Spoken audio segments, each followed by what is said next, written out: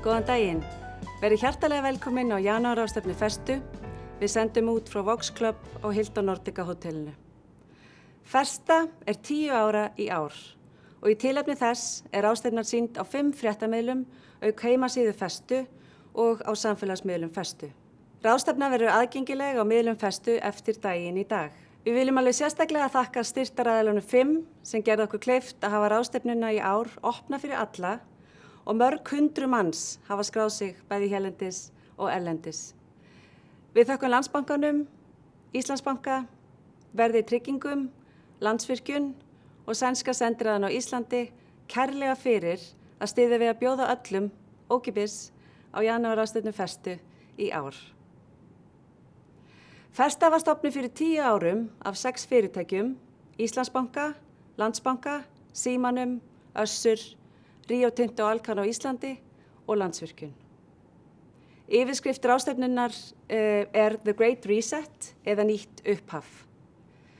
Við stöndum nefnilega í miðjum stormi, sumir segja stærstu áskoranir blasi við okkur frá því á tímum seinni heimsstyrjaldarinnar. Á heimsvísu hefur COVID-19 varpað ljósi á það hversu brothætt kerfin okkar eru og ýtt undir undirliggjandi félagslegan og efnahagslegan ójöfnuð á sama tíma og loftslagsváin blasir við. Leiðtogar á öllum sviðum, í viðskiptum, opinberum geira og í þriðja geiranum standa því á krossgötum. Við stöndum sem sagt á tímamótum, yfirskriftin Nýtt upphaf vísar í mikilvægan slagkraft sem við skynjum núna í upphafi árs. Því á sama tíma og við lifum á krísutímum núið mikilvægt tækifæri til að koma jafnvægi á kerfin okkar, á samfélög, á heiminn, vistkerfi jarðar, öllum til heilla. Og einkageirinn hefur þar mjög mikilvægu hlutverki að gegna. Í dag munum við heyra frá heimsins og landsins færustu sérfræðingum það hvað felst í nýju upphafi út frá ólíkum geirum og sjónarhornum. Við ætlum að skoða hvernig og hvort nýtt upphaf sé nauðsynlegt og yfir höfuð raunhafi möguleiki. Og þá hvernig? Hverjir koma við sögu? Hvert mitt hlutverk og hvert þitt hlutverk? Hvert hlutverk yfirvalda og viðskiptalífsins? Það gleður mig að bjóða Tómasi Njáli Möller, formanni Festu, í pontu.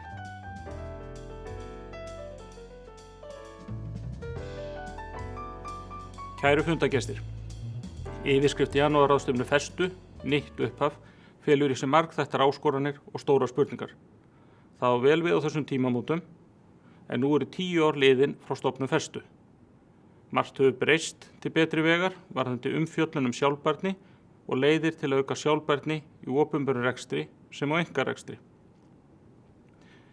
Heildstæðasta áætlunin frá 2015 þegar flest þjóðríki heims samþykktu heimsmarkmiðin 17 sjálfbæra þróun. Með sjálfbærni hér verið að vísa til jafnvægis á milli umhverfis, virðingar fyrir mikilvægum samfélagslegum gildum og sjálfbærs efnahags. Sama ár samþykktu ríki heims Parísarsáttmálann. Stefnt að ná heimsmarkmiðunum fyrir árið 2030 og Parísarsáttmálinn byggir á þeim mikilvægu forsendum að losun gróðurhúsalofttegunda minnki helming á sama tíma. Það því ekki að undra að sá áratugur sem nú nýhafinn sé kenndur við áratug aðgerða. En þó margt hafi þokast í rétta átt undanfarin ár miðar okkur ekki nógu hratt áfram. Okkur því ekki til setuna boðið, við verðum að gefa betur í.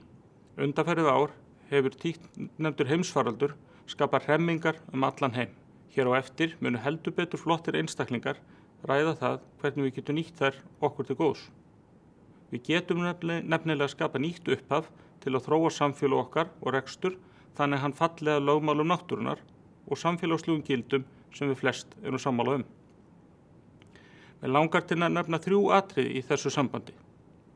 Sjálfbærni þarf í fyrsta lagi að vera lykilbreyta í rekstri fyrirtækja. Þar sem litið með skipulegum hætti til umhverfis, samfélags og efnahags. Í öðru lagi verðum við að taka aukið tillit til svonefndra ytri áhrifa við verðlagningu á vöru og þjónustu. Þar átt við ýmsa þætti framleiðslu sem nú koma ekki með beinum hætti fram sem kostnaður í söluverði. Sem dæmi má nefna raunkostnað við loftmengun eða losun úrgangs. Og í þriðja lagi þá getum við gert enn betur í að beina fjárfestingum á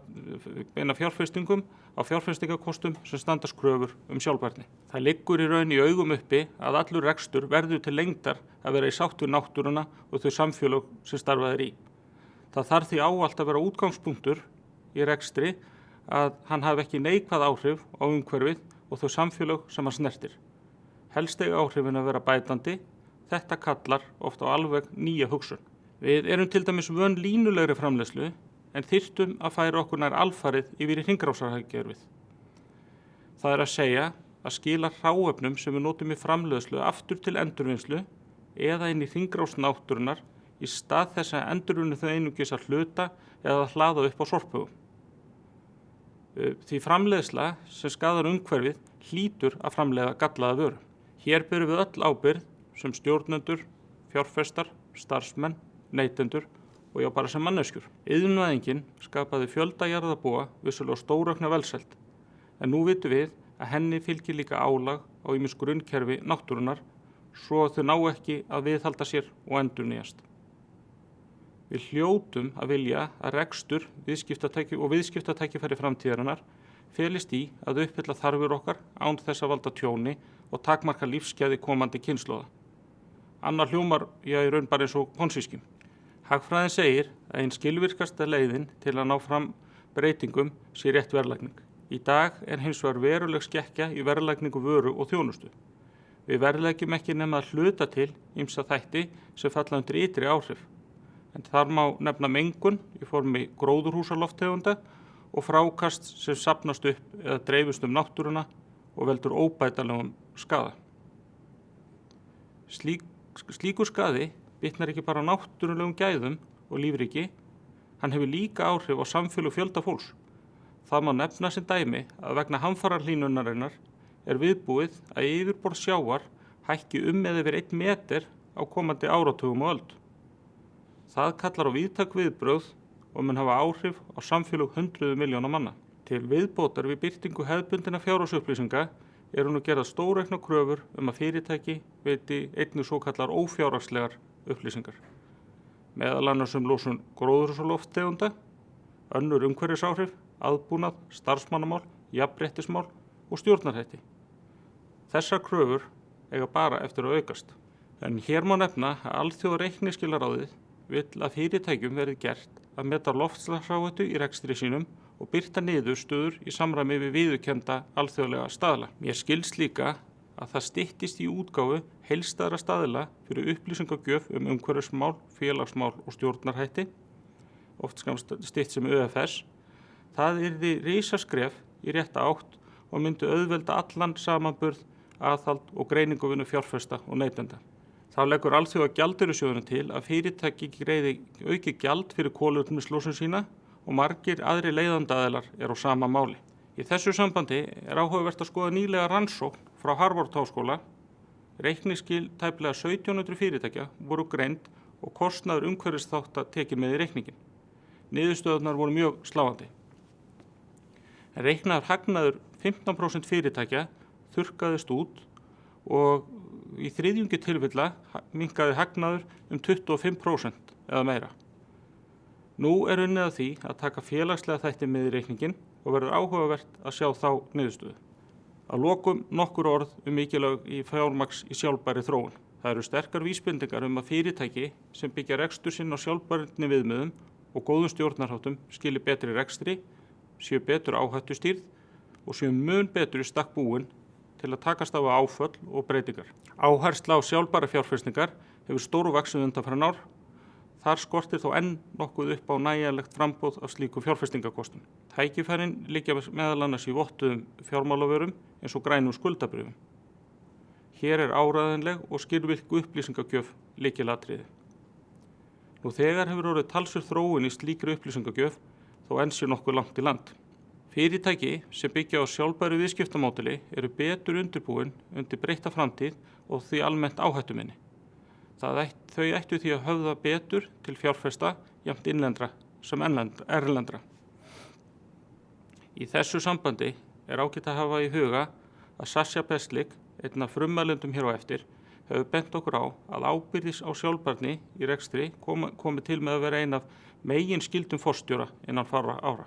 Jæja, hér á eftir býða okkar spennandi erindu og umræður við pallborð. Á meðan þið hlustið langar mig til þess að hvetja ykkur til að finna hjá okkur 2 atriði.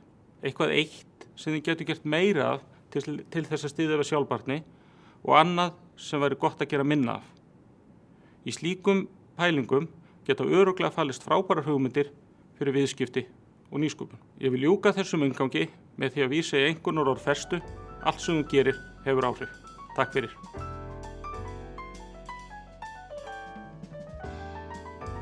Festa verður 10 ára á þessu ári og við spurðum fulltrúa þeirra 6 fyrirtækja sem stofnuðu Festu árið 2011, formenn, varaformenn og framkvæmdastjóra frá upphafi til dagsins í dag, hvað hefði gerst á síðustu 10 árum og hvað þyrfti að gerast á næstu 10 árum til þess að hér verði til sjálfbært samfélag og atvinnulíf sem gerði Ísland vel í stakk búið í alþjóðlegum samanburði. Við spurðum sem dæmi, ef þú ættir að gefa drauma, sjálfbæra, samfélaginu 10 einkunn, hvaða einkunn fengi Ísland í dag og hvað þarf að gerast á næsta áratug til að Ísland fái 10 í einkunn? Við fyrstu sýn virðast 10 ár ekki svo langur tími, en í heimi sjálfbærni, tækniþróunar og alþjóðlegra áskorana síðasti áratugur bara miklu stærra utan heldur en innan. Svolítið eins og Festa sjálf.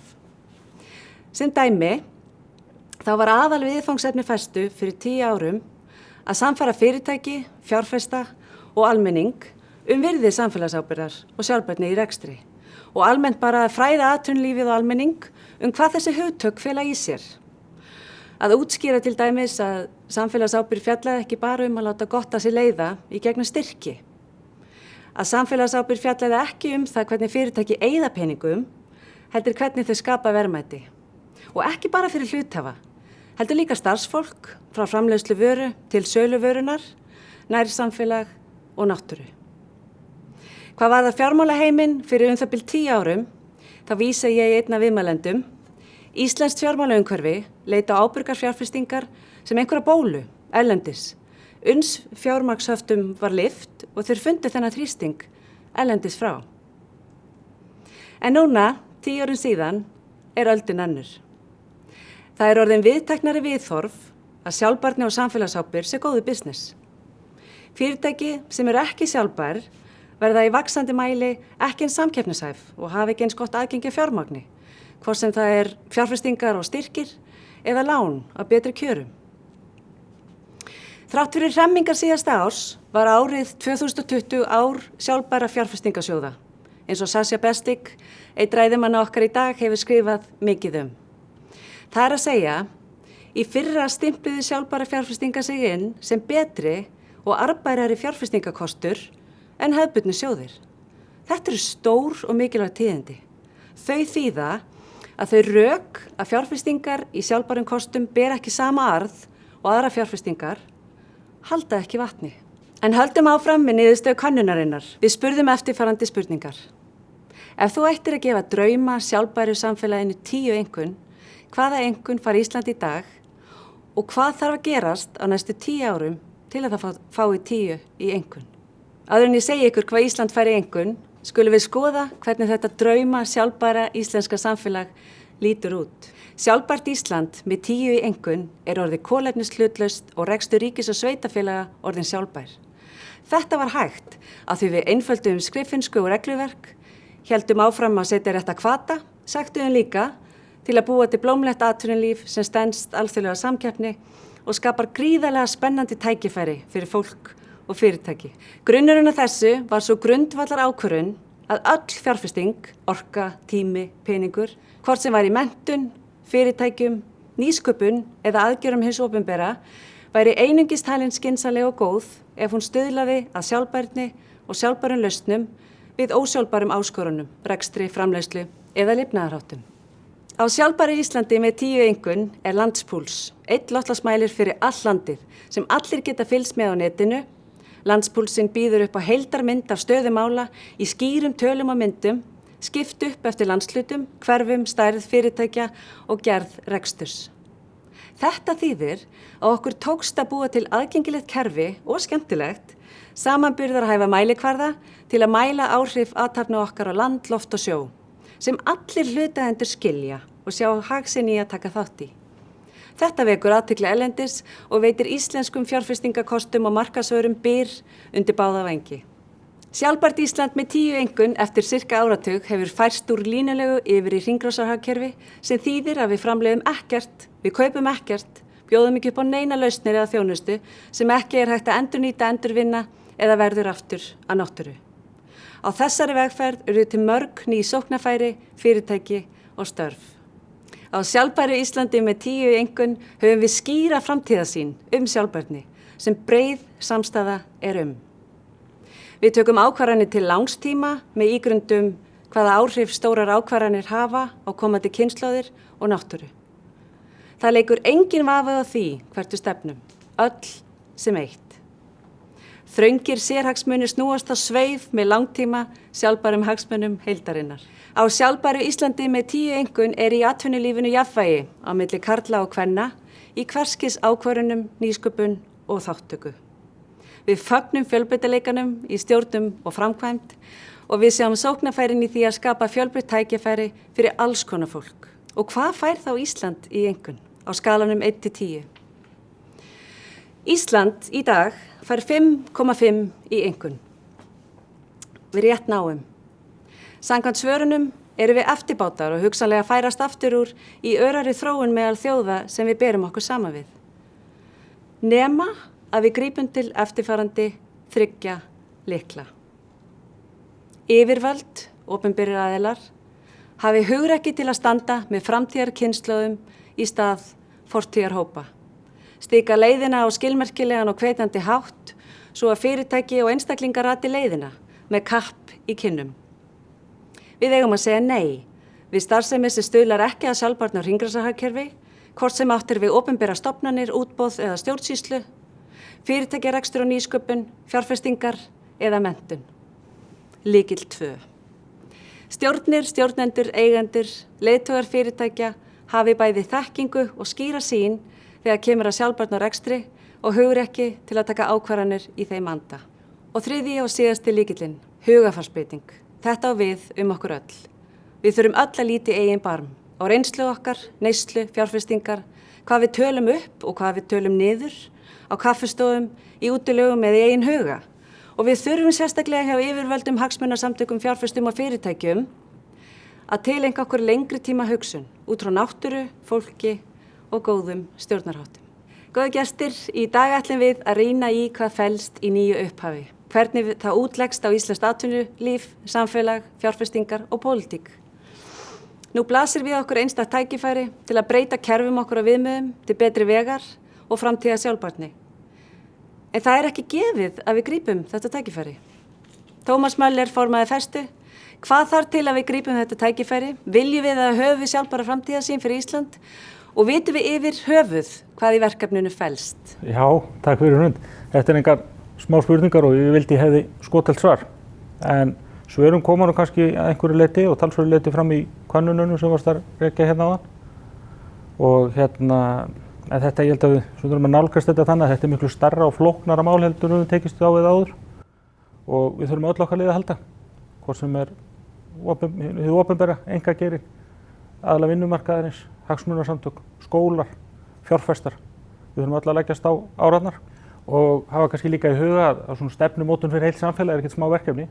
Það kallar úthald og langtímasýn, mikla þolinmæði og það verða mörg ljón í veginum. Það eru mörg stór álitamál og örugglega ágreiningsefni vegna þess að þetta náttúrulega leiðir óhjákvæmilega til þess að mörg fyrirtæki þurfa að endurskoða sín tekjumódel, sína tekjustrauma en í því getur náttúrulega falist gríðarleg tækifæri. Þetta flestir séu sammála um það. En þá þurfum við líka að vera tilbúin að gera mistök og læra þeim og halda áfram. En svo er þetta bara held ég góður business. Ég held að það sé búið að koma bara býsna vel fram í svörum í könnuninni. Sumir hafa sagt og fært fyrir fín rök að það að byggja á sjálfbæru viðskiptamódeli sé í raun og veru bara vegabréf fyrir fyrirtækin í framtíðina og lykilatriði til þess að viðhalda og styrkja samkeppnishæfni þess og þar með þá íslensk fyrirtæki, þó er nú Ísland, þannig að það er eins og við höfum kannski stundum áður rætt, er málið að svona horfa á þetta, gera þetta eitt af lykilmálum okkar eins og við höfum gert jafnréttismál, verndun sjávar, jarðhita og endurnýjanlega orku. fallvötnin. Þannig að, já, ég held allavega klárlega að það vel þess virði að kafa dýpra ofan í þessar spurningar og reyna að leita svar og reyna að finna einhverja samstöðu við svörin. Og ég alveg klár á því að við fáum fullt að góðum punktum í dag, frá flottum frumælendum og umræðum í panel. Ég hlakka til. Já, Tómas, ég held að hafi náð véleitunum mikilvæga þætti á þessari vegferð. Og við höfum svo sannarlega með okkur einvalalið í dag til þess að byrja að skoða þessi mál betur. Næst ætla ég að tala við Hallu Tómasdóttir, forstjóra B-Team og spyrja hana hvert okkar hlutverk í þessu nýju upphafi.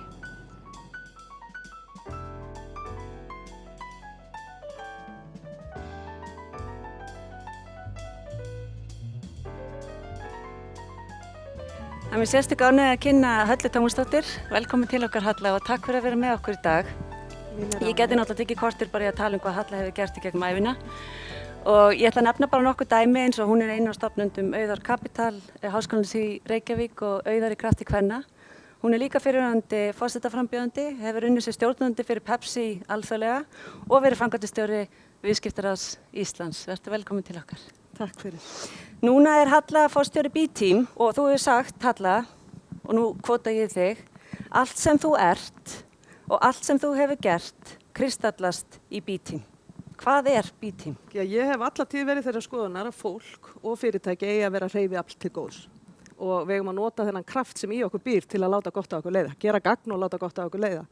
Og það má segja að það sé þannig mikil heppni fyrir manneskju sem mig að fá að vinna núna með alþjóðlegum leiðtogum sem er að leiða suma framsæknustu fyrirtækjum í heimi og hafa verið í farabroddi fyrir gerð Parísarsamkomulagsins, verið forsetar þjóða eins og Írlands, Mary Robinson, að fá að vinna með þessum hópi fólks að okkar stæðstu áskorunum sem að blasa við í heiminum, loftslags- og umhverfismál, jafnrétti og aukin jöfnuður og bætt siðferði og stjórnarhættir.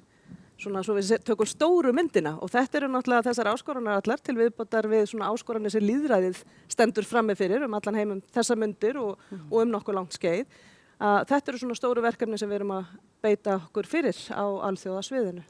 Þannig að þú ert að taka okkur beint inn í þetta samhengi sem að það eru forstjórar og leiðtogar í viðskiptalífinu sem eru að bara spila mjög leiðandi og hafa mikil áhrif á þróun loftslagsmála og samninga og ákvarðanir sem við tökum í þeim efnum. Við erum hérna í dag að tala um nýtt upphaf sem er þýðing á The Great Reset. Að núna stöndum við á tímamótum, það blasir við okkur einstakt tækifæri til að endurræsa kerfin okkar í ljósi hremminga sem við höfum öll farið í gegnum á síðasta ári og munum halda áfram örugglega þessu ári og næstu.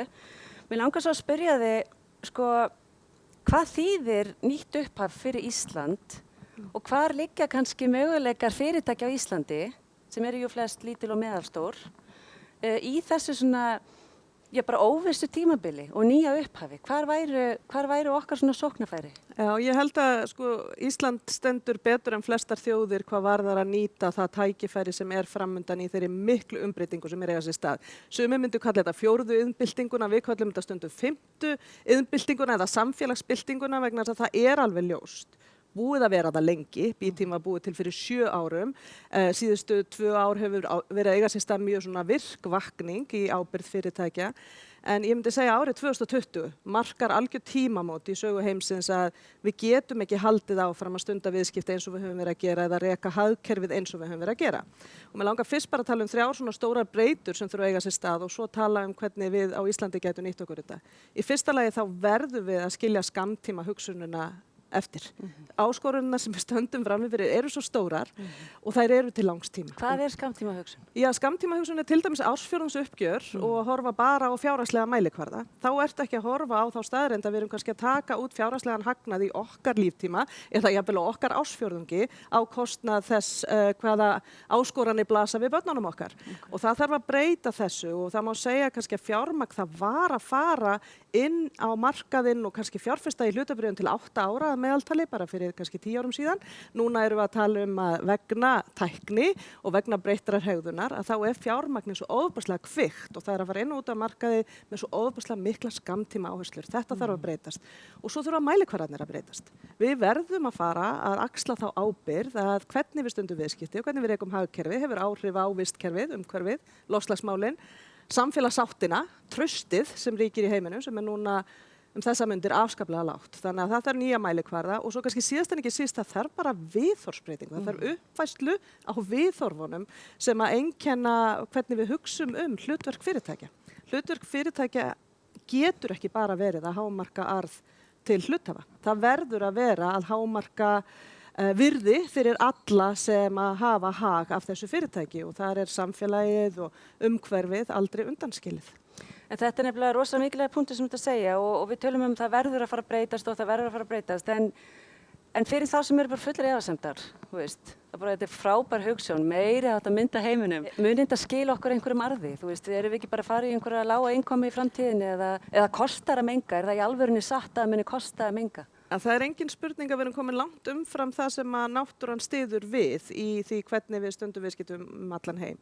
Og þarna standa Íslendingar svo vel vegna þess að við höfum þá sjálfbæra orku umfram það sem flestir hafa. Og hér jafnrétti fremst í heimi. Við stöndum framalega í þeim stóru verkefnum sem allur heimurinn að reyna að leysa. Og þar liggja held ég tækifærin.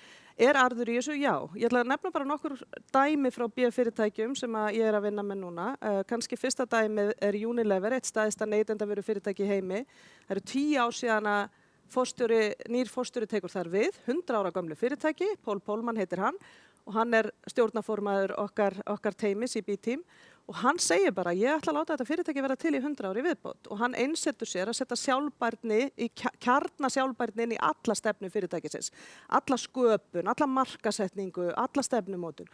Og það sem gerist á 10 árum þegar hann leiðir þetta fyrirtæki, ekki bara verður þetta vinsalasti vinnustæður í heimi, aftur og aftur, heldur skilar hann 300% ávöxtun til sinna hluthafa. Þetta ekkert val annarkvort arðsemi eða gera vel. Þetta bara val að þú getur í rauninni ekki skilað arði til lengri tíma litið, ef þú setur langtíma gleraugun á, nema þú stundir viðskipti með þessum hætti því að það að eiga sér stað svo ótrúlega mikil umskipti í viðhorfum nýrra kynslóða af starfsmönnum, viðskiptavinnum, hluthöfum og svo mætti lengi áfram telja. Svo má fara 10 ár, þetta gerist fyrir árið 2009, svo erum við hérna árið 2020 í miðjum heimsfaraldri og þá ákveður annað B-fyrirtæki, Danone, stærsti jógurtframleiðandi í heimi, að breyta fyrirtækjaforminu sínu. Vill verða raunverulega setja inn í samþykktir sínar að þetta fyrirtæki sé ábyrgt gagnvart umhverfið, samfélagi og betri stjórnarháttum. Og það ákveður þetta stóra fyrirtæki, matvælafyrirtæki, að breyta fyrirtækjaforminu sínu en átt að segja á því að það ekki lagasetning í Frakklandi þar sem þú getur breytt samþykktum þínum og orðið svo kallað mission fyrirtæki eða fyrirtæki sem með eitthvað tilgang umfram fjárhagslega arðsemi.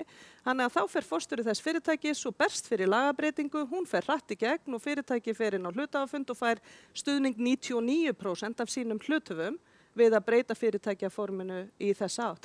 Þannig að ég held að við séum komin miklu lengra og þetta sé að gerast miklu hraðara heldur en flest fyrirtæki hér, til dæmis, á Íslandi átta sig á. En aðgangur af fjármagni, ódýrara fjármagn hluti af því sem að þú stendur frammi fyrir ef þú axlar þessa svona stærri sýn og stærri ábyrgð, aðgangur af betri hæfileikum, aðgangur af viðskiptavinum, möguleikar til að selja fyrirtæki, einn frægasta sagan sem oft sögð frá Ben & Jerry's ísfyrirtækinu, ég veit að flestir Íslendingar elska þannig ís, ég veit að mitt heimili gerir það, en það eitt af svona fyrstu fyrirtækjunum sem stofnað sem B-fyrirtæki, sem í rauninni stofnað í kringum þessa stærri sýn á hvernig þú mælir árangur. Og þetta eitt af fyrstu fyrirtækjunum sem að Unilever kaupir á mjög háum margföldurum þegar að það fer í sína vegferð að verða sjálfbærara. Þannig að lítil fyrirtæki, meðalstór fyrirtæki, ef þú vilt auka aðgengið þitt að mögulegum fjárfestum, ef þú vilt fá ódýrara fjármagn, ef þú vilt ná í besta fólkið, ef þú vilt auka söluna þína hraðar en aðrir, að þá þarftu að hugsa með þessum hætti ef þú ætlar að lifa af þessa miklu umbreytingu sem að stendur framundan. Frábært, þetta frábært dæmi og ég alveg svona það partí í hausnum á mér með spurningum og við þurfum svolítið að vanda okkur með þennan tíma sem við höfum tvær saman hér og svo verður panelumræður hérna eftir þar sem við getum rætt til dæmis þetta dæmi með Danone og í rauninni samstarf ríkis og einkageirans í því tilfelli. En mér langaði að spyrja það því að yfirskrift erindis þíns í dag hvert þitt hlutverk í nýju upphafi? Og bara þeir sem að hlusta, það mörg hundruð manns bara þegar búin að skrá sig bæði, þú veist bara búsettir hérna heima og erlendis og svona og við tölum leiðtogan og leiðtogi svona orð, ég veit ekki alveg hvernig fólki líður inn í þessu orði þegar við hugsum það sem bara klæðnað á íslensku. Kallar maður sér leiðtoga eða einhver annar sem kallar mann leiðtoga eða þú veist hérna Hvert mitt hlutverk og getum við öll verið leiðtogar? Hver svona þín pæling? Já, ég held að það sé mjög merkilegi hlutur í rauninni að gerast hvað varðar hugmyndir hvaðan forista kemur í málum sem skipta okkur máli. Og ég held að hugmyndirnar, svona gömlu hugmyndirnar voru að þú ert einungis leiðtogi eða með einhver völd til að hafa áhrif ef að þú ert í formlegri stöðu til þess. Það held ég að hafi gjörbreyst og við sjáum svo mörg dæmi það og forista getur komið úr öllum áttum núna og er ekki síst að koma frá næstu kynslóðum af starfsfólki sem að fá stórfyrirtæki eins og Amazon og Google til að breyta sínum venjum bæði umhverfismálum og til dæmis hvað varðar jafnrétti og ýmislegt annað. Þannig að það að vera leiðtogi held ég eitthvað sem okkur er öllum gefið. Það er mín skoðun að það er leiðtogi innra með hverju og einu okkar og stærsta verkefni í lífinu er að leysa þennan leiðtoga og læðingi í þjónustu við eitthvað sem er stærra og merkilegra og meira heldur en okkar eigið ego eða okkar eigin ávinningur. Og það er okkur öllum gefið, en spurningin er síðan hvernig ætlum við að nýta rödd okkar, hvernig ætlum við að nýta veskið okkar, hvernig ætlum við að beina fjárfestingunum okkar í lífeyrissjóðunum okkar. Við höfum öll alveg brjálæðislega mikið meiri áhrif en við áttum okkur á í að móta þá framtíð sem við viljum. Og ég þekki ekki einn einasta leiðtoga sem ég sest niður með, hvort sem hann er í formlegri stöðu eða ekki, sem að hefur ekki orðið fyrir miklum áhrifum að því að tala við börnin sín síðustu misseri. Börnin sem er orðin grænkerar eða börnin sem er í loftslagsverkefnum eða börnin sem segja jafnrétti er ekkert eitthvað spurning hvort við ætlum. Við eigum bara að gera þetta og við eigum að gera þetta núna. Og það er bara betra fyrir alla, konur og kalla. Og alla sem vilja ekki jafnvel skilgreina sig sem konur eða kalla. Þannig að þau fyrirtæki sem átta sig á þessi kynslóð starfskrafturinn, framtíðar viðskiptavinirnir, eru framtíðar fjármagnseigendurnir, að þau auðvitað fatta að þú verður að umbreyta þig núna ef þú ætlar að vera til lengri tíma litið. Frábært, þetta er meiri átt. Mér langar að spyrja einu bara litlu svona í lokin. Það er búið að vera rosalega álag á heilbrigðiskerfinu og skólum á síðasta ári á Íslandi eins og annars staðar. Hvað viltu segja kennurum til að láta ljósitt skína svona? Ég held kannski svona það sem við lærðum árið 2020, ef við vissum það ekki áður, að fólki sem kennir börnunum okkar alveg ótrúlega mikilvægt og ég held að það er svo margt hægt að tala um þarna en ég vona að þetta hafi verið árið sem við áttum okkur á að kennsla og umhyggjustörf og heilbrigðisstörf skipta allavega jafn miklu máli ef ekki meira máli heldur en að hugsa um peninga eða hugsa um verðmætasköpun. Við höfum einhvern veginn verið með röng viðmið og þurfum uppfærslu á viðmiðum í samfélaginu hvað þetta varðar. En kennarar geta ekki lengur kennt einhverja þekkingu sem er absolút. En það sem hægt að innræta með börnunum okkar gildismat og karakter og við þurfum að þróa með okkur hugrekki, við þurfum að þróa með okkur auðmýkt, seiglu, við þurfum úthald því að við þurfum þessa langtíma hugsun, það þarf úthald ekki endilega alltaf styrkleiki Íslendinga og við þurfum svona svolítið að kenna börnunum okkar leiðtogahæfni en við þurfum líka að breyta því hvernig við kennum viðskipti. Viðskiptaháskólar heimsins eru ennþá að kenna viðskiptamódel sem eru líklega orðin úreld fyrir næstu svona umbreytingu sem eiga sér stað. Við erum ennþá að kenna fjármál bara þannig að við mælum fjárhagslega arðsemi. Við erum ekki í rauninni með kennslubækur einu sinni og þannig að það mætti skoða það og ætti að skoða það, innvikla heimsmarkmiðin, að fara að horfa á þessa nýju mælikvarða sem hluta að kennslu og fara að horfa á það að við ölum af okkur næstu kynslóð leiðtoga sem hafa hugrekki til að storka viðteknum venjum en auðmýktina til að átta sig á því að ekkert eitt okkar leiðir þessa umbreytingu en saman getum við náð ótrúlegum árangri og Ísland getur algjörlega verið einn þessara þjóða og jafnvel sú þjóð sem sýnir hvað hraðast, hvað er hægt þegar að samstaða og samtakamáttur og stór sýn fær að ráða för. Frábært. Mér finnst líka bara eins og svolítið bara að tala við okkur all, hvar sem við erum, þú veist, að draga þetta fram í sjálfum okkur og öðrum sem við erum að vinna með og í þjónustu fyrir. Ég hitti mikið af ungu fólki allan heim og fólk segir gjarnan, mér langar svo að starfa við að breyta heiminum eins og þú gerir. Og ég held að mér hef alltaf langað að starfa við að breyta heiminum eins og heppin að loksins gæti gert það eftir 50. Alveg fyllilega. Ég er búin að vera alltaf á leiðinni þangað en alveg fyllilega. Og ég segi þá alltaf við fólk og ég segi við hvern sem er að hlusta. Ef að þú vilt breyta heiminum, byrjaðu á þínum innra heimi. Þetta byrjar heima hjá þér, hvað ert þú að gera og hvernig ert þú að hugsa um hlutina, hver eru þín viðhorf, hvernig ert þú að beita þinni rödd, þínu atkvæði, þinni neyslu í þá átt að tilverði það samfélag sem að þú getur hugsað þér stoltur eða stolt að skilja eftir fyrir þín börn og þín barnabörn. Takk fyrir þetta, Halla Tómasdóttir, forstjóri B-Team. Við ætlum núna að vinda okkur í næsta dagskrálið. Við ætlum að heyra erindi sem ber yfirskriftina Hvað felst í nýju upphafi með Nicole Schwab. Nicole Schwab hefur starfað á vettvangi Alþjóða efnahagsráðsins eða World Economic Forum í fjöldamörg ár. Hún fer fyrir verkefninu viðskiptalausnir sem styðja við náttúruna hjá Alþjóða efnahagsráðinu. Meðal verkefna þar 1 milljarður trjáa. Þið getið kynnt ykkur það verkefni á síðunni 1, tölustafurinn 1, t.org.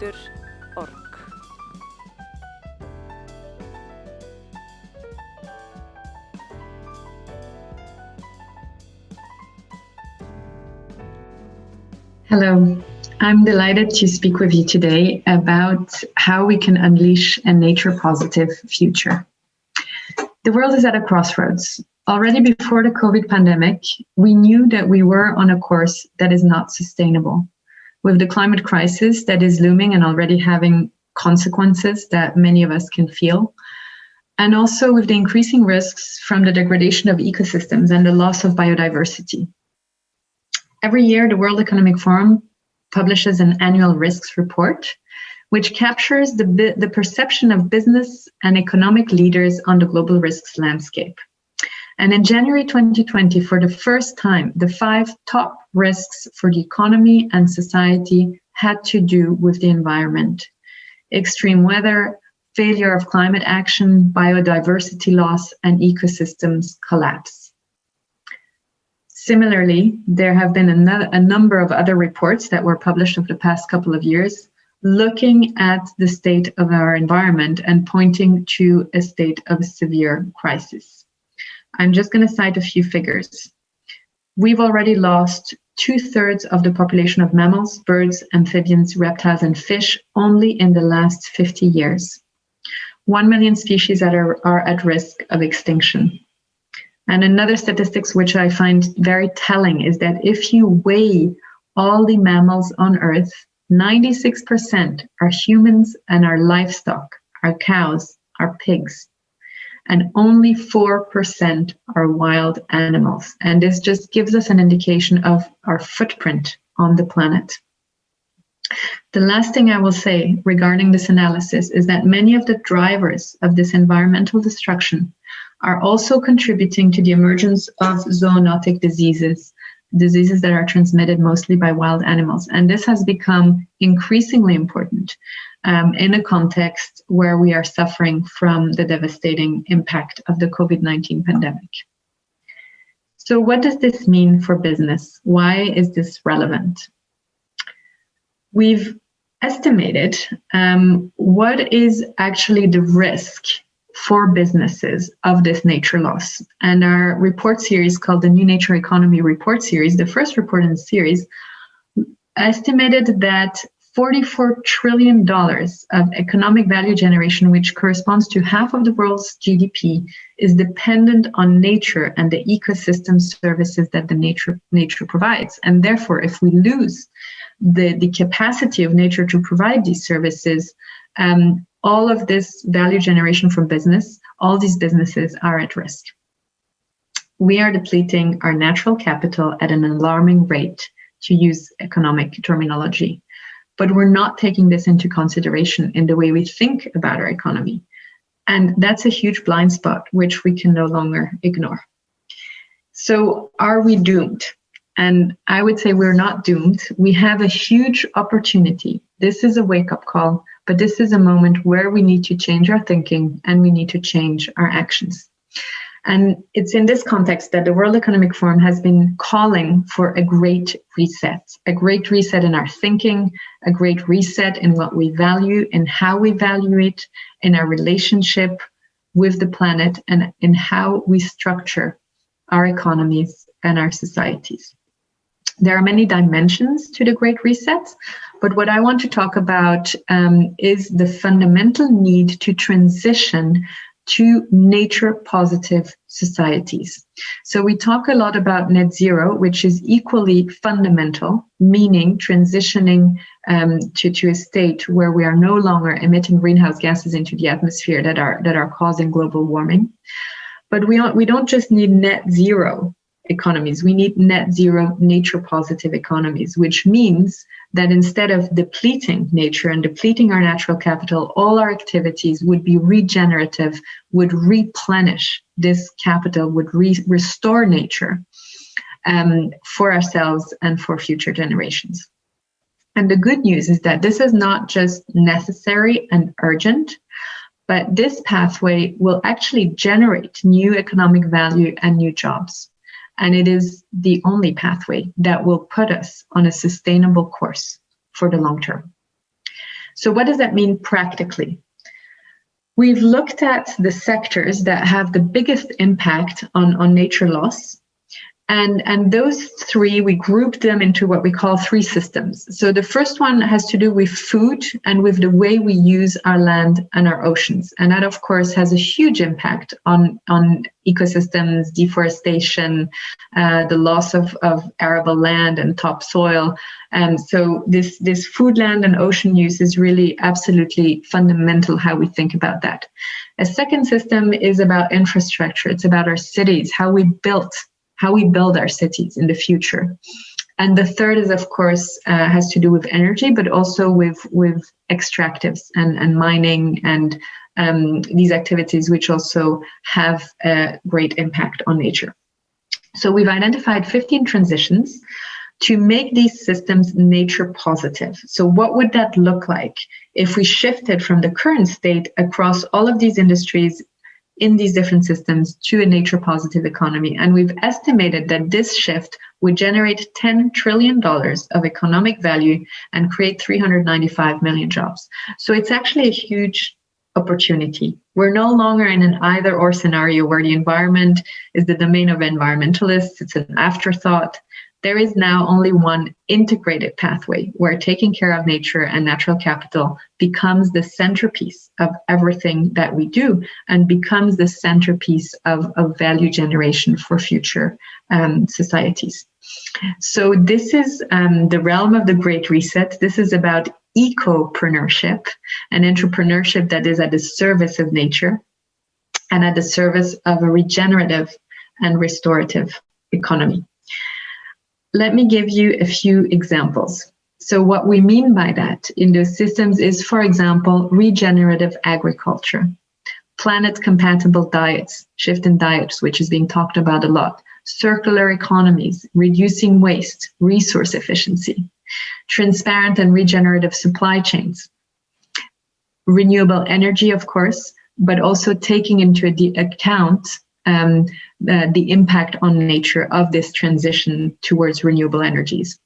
Biodiverse cities, really thinking about this urban environment and how to make it nature positive, which also has a huge impact if we think, for example, about trees in cities that can alter the environment, the temperatures, and also have a huge impact on psychological well-being.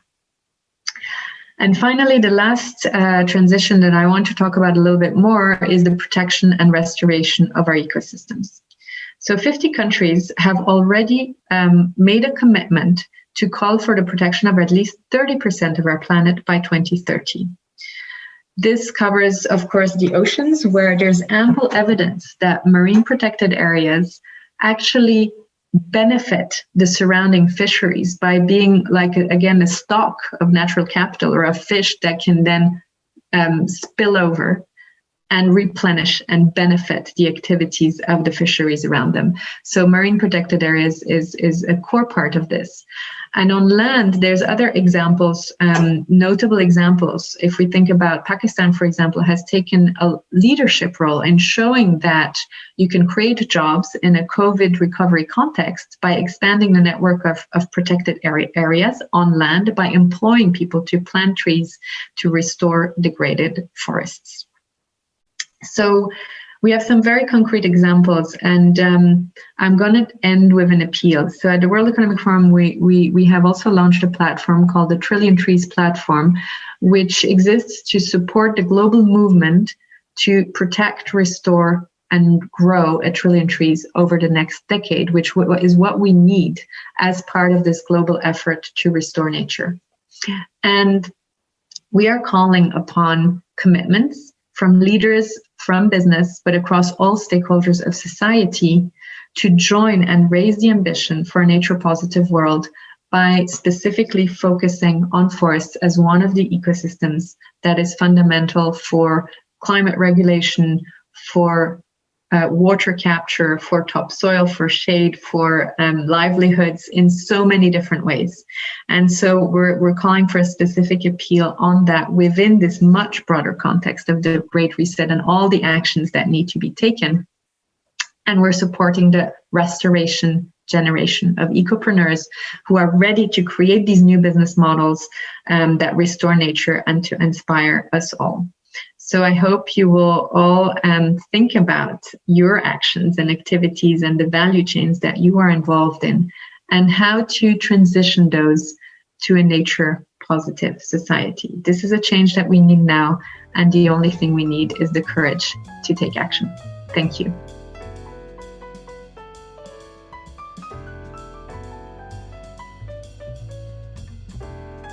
Jæja, nú ætlum við að taka umræðan nýtt upphaf á Íslandi í stórglæsilegum panel. Hérna sitja með mér Þórdís Kolbrún Reykfjörð Gylfadóttir sem nýsköpunar ferðamála og iðnaðarráðherra, velkomin. Árni Oddur Þórðarsson, forstjóri Marel, sem fyrirtæki með starfsemi út allan heim í öllum heimsálfum með 7000 starfsmenn. Við erum með Birnu Einarsdóttir, bankastjóra Íslandsbanka, og við erum með Hallu Tómasdóttir, forstjóra B-team, og ég bara býð ykkur öll velkomin og takk fyrir að vera með okkur. Mér langar að byrja á þér, Þórdís, nýtt upphaf. Við erum að tala um stórar umbreytingar. Hverju myndir þú vilja breyta?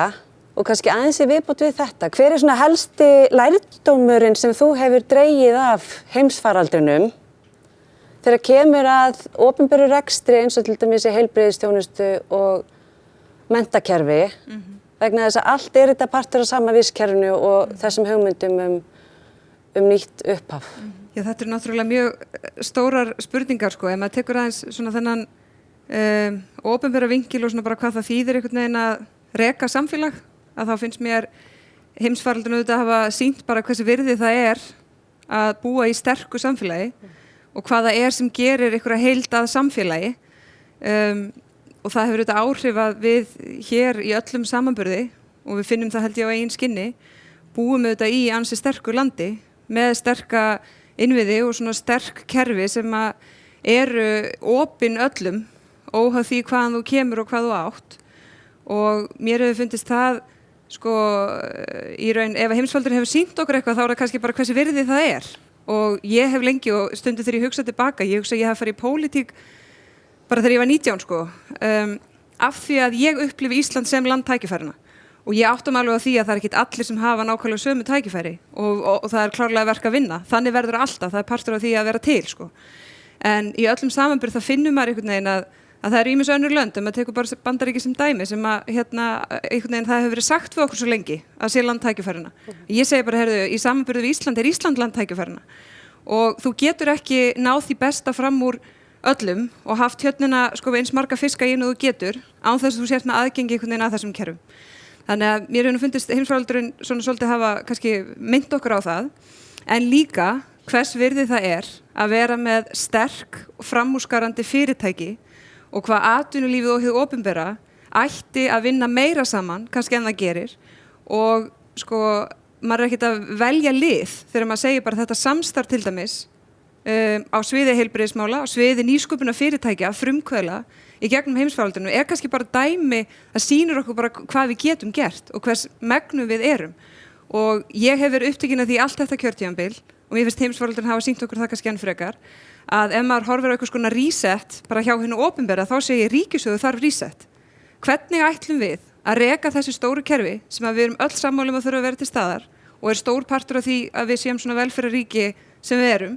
Hvernig ætlum við að reka það til framtíðar án þess að stór auka nýsköpun inn í það? Ég held að sé ekki hægt og ég held að við einhvern veginn viðurkennum það ekki og þorum að taka einhver alvöru skref og sýna einhvern kjark að það kallar á nýja hugsun, það kallar á nýja nálgun, það kallar að draga frumkvöðli sem að núti inn í fyrirtækin. Það kallar að við kaupum lausnir og tökum nýsköpunina einhvern veginn inn í öll þessi kerfi, hvort sem það þjónusta við aldraða, heilbrigðiskerfi, menntakerfi og þetta allt saman. að þá munum við ekki geta keyrt það prógram sem við erum að keyra núna, sem einmitt það sem við erum svo stolt af og við finnum hvað við erum í raun heppin að búa í slíku samfélagi. Þannig að ég myndi svona segja að þetta hafi, ég kannski bara sannfærin í nokkur svona verið það hugmyndafræði sem að ég hef eftir heimsfaraldurinn og hvaða tækifæri Ísland hefur því að við erum bara í krafti smæðarinnar, þú veist, og það er nú hellan í nýsköpunarstefnunni og ég held að það sé nú ýmislegt sem hægt að heimfæra það hvað við getum gert einmitt í krafti smæðarinnar. Þannig að þú leggur áherslu á að smæðin geti verið styrkur og að nýsköpun geti tengt saman hið opinbera og einkageirann og fyrirtækjum og það sé svolítið lykillinn að nýju upphafi. Árni Oddur, þú ert forstjóri Marel sem alþjóðlegt stórt fyrirtæki með höfuðsetur í Garðabænum og þið eruð að takast á við mikið af okkar stóru alþjóðlegu áskorunum og mér langaði að spyrja þig, þú veist, nýtt upphaf, bara í fyrsta lagi tengjur eitthvað við þetta og í öðru lagi hvert telur þú vera hlutverk forstjóra, framkvæmdastjóra, stjórnenda í íslensku atvinnulífi til þess að nýtt upphaf geti yfir höfuð átt sér stað? Við erum núna að ræða nýtt upphaf og það mikil vakning í því en það hefur alveg legið í kortunum að það hefur verið mikil breyting síðan 2008 á heimsvísu og það myndi verða mikil hröðun á því á þessum áratug 2020 til 2030. Það er mikil pólun bara til dæmis í jafnrétti kynja, virðisaukning meðal kvenna versus karla, það er mikil pólun Indland, Kína, Afrika, Suður-Ameríka, vísa versa, Evrópa, Bandaríkin og við vissum að við þyrftum meiri stafræna þekkingu, við vissum að við þyrftum að þekkja meira aðstæður í þessum löndum og búaðar og lifaðar og vita hvað værum að vera og vera alþjóðlegri í hugsun. Það sem gerist þó að COVID sé alveg skelfilegt fyrir heilsufarsvá og efnahagsvá fyrir alla, en það vekur okkur líka til umhugsunar og ef ég tala bara út frá okkar reynslu hér í Marel og skulum ekki gleyma hversu gott fjöregg við erum í höndunum að því Marel byrjar í háskólanum að safna gögnum, velja gögn svo að sé hægt að taka ákvarðanir. Og viðskiptavinir okkar eru framsýnir og ég man vel þegar ég var 83 í fiskvinnslu, 13 ára gamall, þá var nýtingarhlutfall 60%, núna 80%, það þýðir að við þurfum að veiða 3 fiska í dag, vísa versa 4 í gamla dag til að fæða það saman. Við sáum 2010 að þetta var ekki nóg og við skulum muna það að 25% af fólki sem býr í borgum í heiminum hafa ekki aðgang að rennandi vatni, eins og við hér. Þannig að við fórum skipulega 2010 að setja inn í öll nýsköpunarverkefni hjá Marel, minna rafmagn, minni orka og þess áttar. Og nýsköpunarverkefni taka nokkur ár, þannig að þetta málana going forward, eins og við sáum hér í innganginum hér fyrr. Fótspor okkar einfaldlega mikið á jörðinni. 1/4 af mannkyninu að vinna við landbúnað og við erum hér í samstarfi við viðskiptavini okkar búin að setja þetta inn í framtíðarsýn okkar sem skiptir verulegu máli, samþykkt á aðalfundi að við erum að umbreyta matvælaiðnaði til að tryggja hagkvæm matvæli, til að tryggja örugg matvæli og þau séu framleidd á sjálfbæran hátt. Og af hverju skiptir þetta máli? Við verðum að vera sammála, eigendur fyrirtækisins og starfsmenn, hvert við erum að stefna. Og til að loka þessum inngangi að þá óhugsandi hvernig við hefum farið í gegnum síðasta ár í ferðabönnum þar sem CO2 footprintið okkar af flugum 80% niður á milli ára. Hvernig við hefðum getað haldið sjó, siglt á milli Skess og Báru ef við hefðum ekki fjárfest svona vel í stafrænni tækni, við erum að fjárfesta 12-14 milljarða á ári, ef við hefðum ekki fjárfest svona vel í að verða lokal í öllum heimsálfum. Vegna þess að við þurftum að neyðin kennir manneskinu að hugsa upp á nýtt að við gátum ekkert lengur flogið sérfræðingur frá Hollandi, Íslandi, Danmörku inn í Kína og þess áttar en við náðum að setja á fót verksmiðjur og halda þeim gangandi. Og við getum ímyndað okkur það að ef það hefði ekki tekist að við erum að tala á ensku social unrest eða mikil pólun að eiga sér stað í pólitík og fleira. Við getum ímyndað okkur hvert það hefði farið ef matvælaverðbólga hefði farið á stað líka eða aðgengi að mat hefði minnkað. Þannig að það skiptir alltaf máli til dæmis við vorum að tala hérna í innganginum í öllu að fórna skammtíma hagnaði. Vissulega hagnaður okkar niður í fyrra. En ég held að við séum mun sterkari til lengri tíma litið að horfa alltaf á. Við ætlum að sjá til þess að matvæli séu aðgengileg og hagkvæm og það keyrir okkur áfram öllum stundum. Nú ertu búin að nefna svo mörg áhugaður atriði. Þú ert að tala bara áhrif á ókyrrð og óöryggi og óeirðir hugsanlega í löndum út allan heim og tengt mataframleiðslu og svona. En mér langar bara aðeins að kannski að spyrja betur út í þetta. Þú nefnir að nýsköpun skiptir máli fyrir segluna og hún verður til á löngum tíma. Já. Ég veit að þið hafi lagt rosalega mikla vinnu að setja ykkur markmið í loftslagsmálum og svona, ekki bara markmið, heldur mælanleg markmið. Og þú ert að lýsa því hvernig eigendur Marel eru á bak við þessa dagskrá. Hvað kemur fyrst? Kemur krafan frá eigendum mælanleg markmið eða leggið þið það til og þeir komum borð?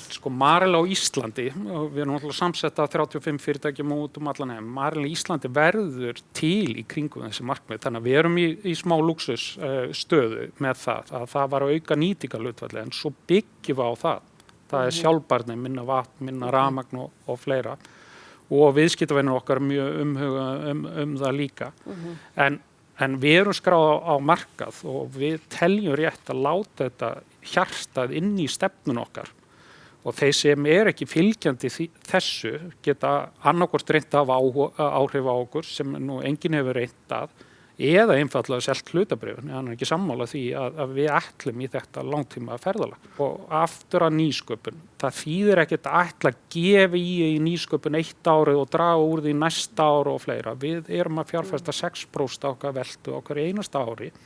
Þannig verðum við betri og betri í því. Nú erum við að fara í samstarf við aðra líka til að hraða í frekar. En þegar gefur á bátinn örlítið í hagnaði, þá má ekki draga nýsköpun. Það lífæðin til framtíðar. Já, það mjög mikilvægt punktur. Þannig að þú verður að stöðugt að vera og hafa þetta í þínu DNA, að þú ert í nýsköpun. Mjög gott, takk fyrir þetta.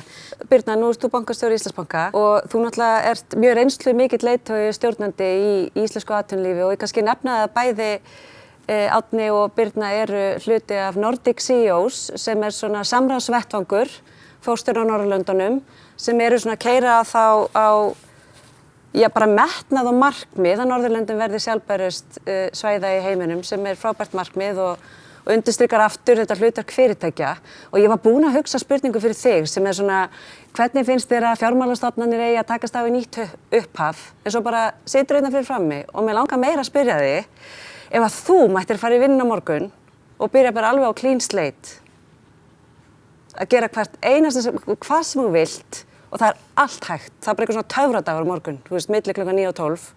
Hvað myndir þú vilja byrja á að gera til að endurræsa kerfin okkar? Já, ég held að af því að þú ert að segja svolítið nýtt upphaf og þessa léttu spurningu sem þú kastar hérna á mig. Löflétt. Að ég held þetta sé, það sem að þarf svo í þetta alls saman þessi langtíma hugsun sem Halla talaði svolítið Og mér finnst það hafa bæði í pólitíkinni og fjárfestar, þeir hafa ekki þessa langtíma hugsun.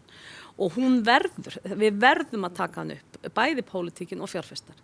Þannig að ég myndi vilja byrja með þannig fjárfesta og þannig umhverfi í kringum mig. Og þú þarft þetta svona hugafarsbreyting og alltaf þú ert að ná hugafarsbreytingu. Þú ert bara að ná upp fyrirtækjamenningu í þjónustumáli eða hvað sem það, jafnréttismál. Þú veist, þá tekur þetta tíma. Það tekur tíma að ná þessar hugafarsbreytingu. Og það sem mér finnst mikilvægast núna í þessu, að því að við erum að nýta okkur svolítið þetta nýju upphaf sem kemur svolítið út úr þessu COVID. Það kom nefnilega margt gott út úr því og til dæmis það bara rafrænar lausnir. Þú veist, við fórum svona 5 ár fram í tíman í því og við eigum ekki að passa að fara ekki aftur tilbaka, við ætlum að halda því áfram og varðandi bara það fljúa minna, taka meira rafrænum fundum og þetta á allt eftir að skila sér bara í umhverfismálum og svo framvegis. Og það sem ég finnst líka mikilvægt í þessu að það þarf að tala þetta, það þarf klappstýrur í þennan málaflokk og það svo mikilvægt að þú mátt alveg tala þessa hluti þó sér ekki fullkomin og ég finn að sko ég var sjálf svolítið feimin við það að vera að tala umhverfismála því að ég ekkert sérfræðingur, ég ekkert einhver rosaleg fyrirmynd í því en þú veist ég ætla samt að leyfa mér að tala þetta því að ef enginn ætlar að tala þetta fyrir að náum fullkomin þá talar enginn þetta því að það enginn fullkomin í þessu.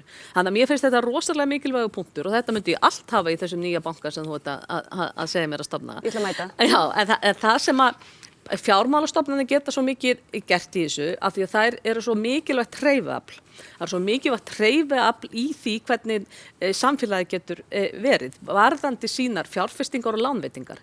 Banki mjög lítill umhverfissjóði sjálfur, þú veist, starfsemin sjálf og við mælum það og erum bara að draga úr því öllu eins og við mögulega getum. En lánasafnið okkar, það það sem ég að einblína á. Hvernig get ég verið með svona sjálfbært lánasafn? Hvernig get ég umbuna mínu viðskiptavinnum þannig og ég mjög ánægð, við erum búin að vera með 2 útgáfur, skuldabréfaútgáfur, þar sem við höfum fengið betri kjör út af því að þetta grænar útgáfur. Ég vil að segja þetta bara hægar, það fullt af fólki að hlusta sem bara skilur ekki grænar útgáfur. Já, þá ert þú að gefa út skuldabréf, við erum að taka lán til að geta síðan endurlána til okkar viðskiptavinna og ef að við gefum út grænar útgáfur, þá fáum við betri kjör á það sem að getur síðan skila sér til okkar viðskiptavinna en þá erum við að fara inn í verkefni sem að flokkast innan okkar svona fjármálaramma þar sem við erum búin að skilgreina alveg og það ekki eingöngu umhverfismál, það líka félagsleg mál og fleira. Þannig að og við erum á rosalegri ferð inn í þetta og ef ég var að byrja með nýjan banka þá myndi ég náttúrulega safna lánasafni sem væri bara svona en auðvitað erum við hérna með lánasafn sem búið að byggjast upp á mörgum árum og það breytir smá saman. Þess vegna þessi langtíma hugsun svo mikilvæg. Og að því þú varst að tala þetta CEO Nordic, þessi samtök sem við Árni erum hluta af, þar bara verið að tala svo mikilvæga hluti í starfsemi fyrirtækja, eins og til dæmis innkaup, sem við erum alveg búin að taka í gegn hjá okkur. Þú getur, og hið opinbera getur verið svo mikilvægt hreyfiafl í því hvernig þeir kaupa inn, að þeir setja sér regluvarandi það. Og þetta til dæmis það sem við heyrum mikið að Norðurlöndin að tala og líka þeir eru að tala enn meira heldur við þetta samstarf opinbera aðila og einkageirans. Og mér finnst, það verður að vera traust þarna á milli og ég oft hefur maður tilfinninguna að stjórnmálamenn og bara umhverfið allt hugsa, já, hvaða dagskrá hún með í þessu máli? Ætla þau að græða eitthvað meira á þessu að teika þennan málaflokk. Það má enginn hugsa svona. Við erum bara í þessu saman. Það verður enginn viðskipt á Íslandi eða í heiminum ef við gerum ekki eitthvað í þessu. Og þannig að það bara sameiginlegt verkefni, það enginn sem við erum öll að fara að hagnast á því. Þannig að mér finnst þetta viðhorf verða einhvern veginn að við verum að ná einhverjum með sama takti þarna. Mér langar aðeins að hann kynnti þín, Halla. Þetta svo mikilvæga punktur með opinber innkaup og útboð og svona, kannski gefa þér tækifæri til þess að þú veist að tala nýsköpun og svona líka, þú veist, og samstarf milli opinbera og einkageirans og svona og við vitum að má gera betur þar og það engin blammering á neitt, það bara má gera betur og þetta svolítið hugafar líka. Og svo er þetta spurning bókhaldslykkla stundum bara. Er þetta bókhaldslykill fyrir þvert á nýsköpun og allt þetta? Hvað svona bara stutt frá þér? Hvað má gera betur þarna? Ef ég fengi sambærilega spurningu og hún fær bankan, þú veist, á morgun, ég myndi stokka upp ráðuneytum, ég myndi stokka upp bara hvernig, og ég hef sagt þetta bara leið og ég settist í stól þess að vera nýsköpunarráðherra, þá hef ég stundum spurt býtu, ég nýsköpunarráðherra en þú veist heilbrigðisráðherra á að vera heilbrigðis- og nýsköpunarráðherra, menntamálaráðherra á að vera menntamála- og nýsköpunarráðherra, sjávarútvegsráðherra á að vera sjávarútvegs- og nýsköpunarráðherra, fjármálaráðherra á að vera fjármála- og nýsköpunarráðherra. Þannig að þú veist, það alveg rétt, við erum náttúrulega föst ennþá í okkar svona súlum og ráðuneyti vinna betur saman og svona en það alltaf einhvern veginn, kerfið fer rosalega mikið í vörn og það rosalega erfitt að brjóta það niður og þú þarft að viðhalda þessum svona metnaði og bjartsýni og innri krafti sem maður með þegar maður kemur inn í pólitíka eða örugglega líka inn í kerfið eða hvar annars það sem þú ferð og ert einhvern veginn að reyna að breyta til góðs að þínu mati að viðhalda svona þeirri trú að það gerist að því stundum gerist það svo hægt að þú bara ert alveg að vera brjálaður en þannig það bara og ég held að það sé mjög víða þannig að það líka spurning hvernig þú nálgast það. Það sama á við aftur eins og bara það hvernig við þú veist rekum í raun ríkissjóð almennt Ég myndi vilja hafa ráðuneyti sem bara hefur það eina hlutverk að stokka upp. Að því leiðu fyrir að tala einhverja uppstokkun, þá það alltaf, já, þú talsmaður blóðugs niðurskurðar. Og ég segi, nei, heyrðu, sko, af því að mér þykir vænt samfélagi sem ég bý í og ég vil viðhalda þessum styrkleikum sem að ég tel vera með, að þá ég bara þeirra skoðunar að við munum ekki geta gert það nema stokka það upp og ég myndi vilja hafa sérstakt ráðuneyti í því. Og svo auðvitað eru komin inn í bara svona minni atriði eins og tala varðandi innkaup og í hvað við setjum fjármunum, en við erum reglulega að tala það hvernig við, hvaða matvæl við veljum handa öllum máltíðum sem einhvern veginn á vegum hins opinbera, leikskóla, skóla, stóra vinnustæði, eldri borgara, allt saman, við getum auðvitað haft áhrif á þúsunda staða á hverju einasta degi. Þannig að þið eruð alveg að tala saman og þetta alveg eitthvað sem að, það bara mikilvægt að draga þetta fram, að þetta rosa mikilvæga punktur og þú nefnir líka hugafar og bara svona attitút svolítið. Það hefur verið mjög góð samtal á milli ríkisstjórnarinnar og okkar í þessu samráðsvettvangi, en það hafa öll Norðurlöndin verið að taka þátt í því. Norðmenn voru að birta núna nýja sjálfbærni stefnu og fleira og Íslendingar eru býsna framalega í þessu líka. Þannig að Norðurlöndin eru mjög framalega í þessu. Við höfum svolítið verið að tala að stundum að vera aðeins og hömbul í staðin fyrir að segja frá hvað við erum að gera, en þetta mjög mikil kraftur og sjálfbærnin sem slík og nýsköpunin, þetta mesti samhljómur innan fyrirtækja frá verkalýðshreyfingu upp til kapitalistana. Þegar við förum að tala sjóðstreymi og hagnað og laun, þá auðvitað förum við að tala að skipta kökunni.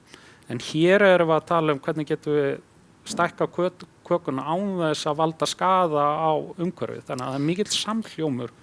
Það bara frábært að heyra og mikilvægur punktur líka að nefna og mér langar aðeins Halla í lokin, alltaf tíminn eins og alltaf að hlaupa frá okkur. Það líka að hlaupa frá okkur í þessum málum. Nefnilega og við áttum spjallinn áðan og nú erum við að ræða þetta í hóp. Þú ert búin að hlusta á þau, þú ert búin að melda Nicole Schwab og við erum að tala Ísland og nýtt upphaf en við erum líka að tala Ísland í samanburði við lönd sem við berum okkur saman við og við erum að tala höfum einhver tíma.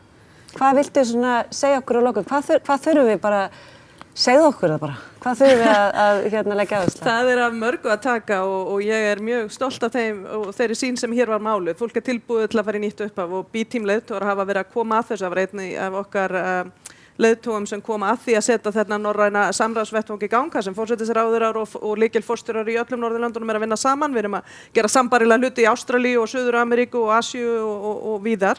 Og það skiptir máli, þetta ég myndi kalla það næstu róttæka samstarfið skiptir máli. Við þurfum róttækt samstarf. Og ég með hugmynd úr því að þú biður þetta og gefur mér tækifæri til þess. Ég tel að það væri alveg ótrúlega gaman við þessar að koma út úr þessum erfiðu tímum sem hafa vissulega reynt minna á hér af því að við stöndum saman og af því að við erum með sterka innviði og erum með samfélagssáttmála sem betri heldur en til dæmis í Bandaríkjunum þar sem að ég bý. Að ef við settum okkur nú eitt stórt hugrakt markmið og settum það hreinlega bara utan á hörpuna, settum kolefnissporið okkar utan á hörpuna, segðum hvert við ætluðum að ná og værum fyrsta landið í heimi til að birta árangur okkar þar einu sinni í mánuði, einu sinni á ársfjórðungi og settum þetta svo að markmiði hendum öllu samfélaginu í áttina því að vera að ekki bara nýsköpunar inn í öll ráðuneytin sem ég sammála sannarlega, heldur sjálfbærni, jafnrétti og ábyrgð og gerðum þessa svona heildstæðu sýn á það hvað fyrirtæki ætla að gera. Allir fóstjórar þekkja ebituna sína. Einn fóstjóri í hverjum hóp sem ég spyr þekkir kolefnisspor sitt. Kannski 2 sem að jafnvel hér sitja. Hvernig væri að við settum okkur bara stórt hugrakt markmið, færum í viðtækt samstarf, bæði innanlands en líka verðlenda aðila, segðum við ætlum að vera fyrst til að taka allar innanlandssamgöngur og gera þær sjálfbærar. Það klukkutíma flug tækninni til, bæði rafmagns og grænt vetni, vera fremst í að leiða græna vetnisumbyltingu því að við eigum bara 2 eftir bíla og skip, að öðru leyti erum við með sjálfbæra orkunotkun. Við gætum leyst úr læðingi mestu nýsköpun í heimi og sýnt öðrum þjóðum hvernig samstarf og samstæða getur skilað framtíðinni sem við viljum. Má ég skjóta bara því að við í mínum huga segja bara við erum með þetta tunglskot og ég myndi segja að Ísland eigi að vera óháð jarðefnaeldsneyti innan einhvers tíma, hvort það er raunhæft 2040 eða hvað. Við værum þá fyrsta landi í heiminum til þess að gera nákvæmlega það. Svíar hafa sett sér markmið en ég held að við getum verið á undan. Við getum raunverulega sagt það, við erum ekki eins háð. Ég meina Norðmenn vilja kannski segja það en eru kannski ekki alveg aðstöðu til að gera það. Það svona tunglskot þar sem við segjum bara við getum það og allir taka höndum saman. og það alveg rétt, í vetni erum við bæði með, við þurfum að fara að framleiða vetni hér innanlands fyrir þungaflutninga og skipin, en það líka spurning að því þú að spyrja í samanburði við önnur lönd, það líka spurning hvað getur við gert hér innanlands, en hvaða áhrif getur við síðan haft út á við, og ég meina auðvitað Marel, dæmi það, en það líka bara spurning, ég meina við getum farið að flytja vetni til útflutnings til þess að hjálpa til að mynda borgum í Þýskalandi að skipta út sínu gasi í húshitun í vetni. Algjörlega, þessar áskorunir eru alþjóðlegar og einmitt og þetta er rosalega góða punktur með að flytja út og líka bara með smæð Íslands, við erum lítið þorp á heimsmælikvarða þannig að ef einhver getur þá er það við. Mér langar að þakka ykkur öllum kærlega fyrir að vera með okkur í þessum paneli í dag og eins og ég segi, ég vildi óska þess að við getum bara að tala áfram. En gott fólk, nú er komið að því að kynna aðildi 2021. Í fyrsta skipti býður Festa upp á svokallað fellowship-prógram sem hefur hlotið nafni aðildi sem er náskylt orðinu aðildafélag. Festa vill með þessu gefa frumkvöðlum, hönnuðum, sprotum og aðilum sem skynja erindi sitt og spyrja til samtímans tækifæri til að efla sig á sviði sjálfbærni. Sem aðildi fá þau tækifæri til að starfa með leiðandi aðilum í íslensku atvinnulífi sem eru í samfélagi Festu og fá því aðildafestu í 1 ár og fá aðgang á öllu sem aðildafélög fá aðgang að. Á árinu gefa þau ennfremur af sér með því að vinna verkefni tengdu áskorunum og tækifærum á sviði sjálfbærni. Við höfum trú á hugviti þeirra sem samanlagt dekkar margar greinar, geira og aldursbil. Festa vil þakka samstarfsaðilum fyrir samtakamátti því að kynna aðildir sem möguleika og við viljum þakka Icelandic Startups, samtök sprotafyrirtækja og miðstöð hönnunar og arkitektúrs. Okkur bárust gríðarlega margar ótrúlega flottar umsóknir. Valnefndin átti í stökustu vandræðum með því að velja 10 aðildi. En við skulum kíkja á hver þessi 10 aðildi voru sem urðu fyrir valinu.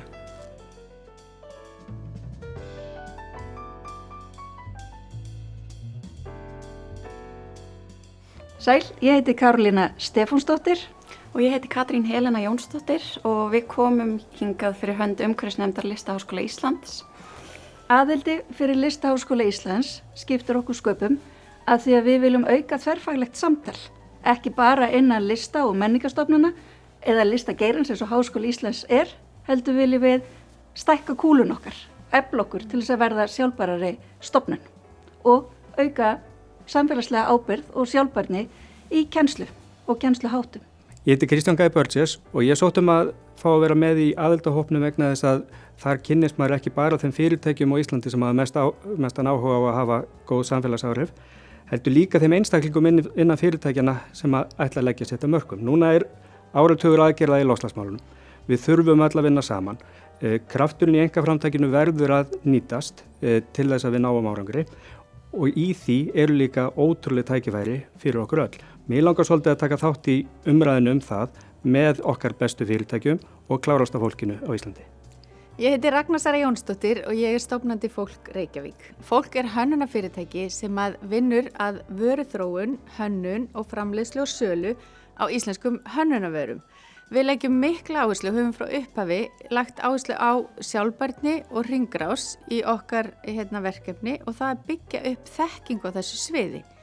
Það sem ég hlakka mest til að fá að starfa með Festu og að vera aðildi að stuðla að aukinni þekkingaruppbyggingu í samstarfi við þá sem eru í samtökunum og að deila því sem við höfum nú þegar byggt upp á þessu sviði.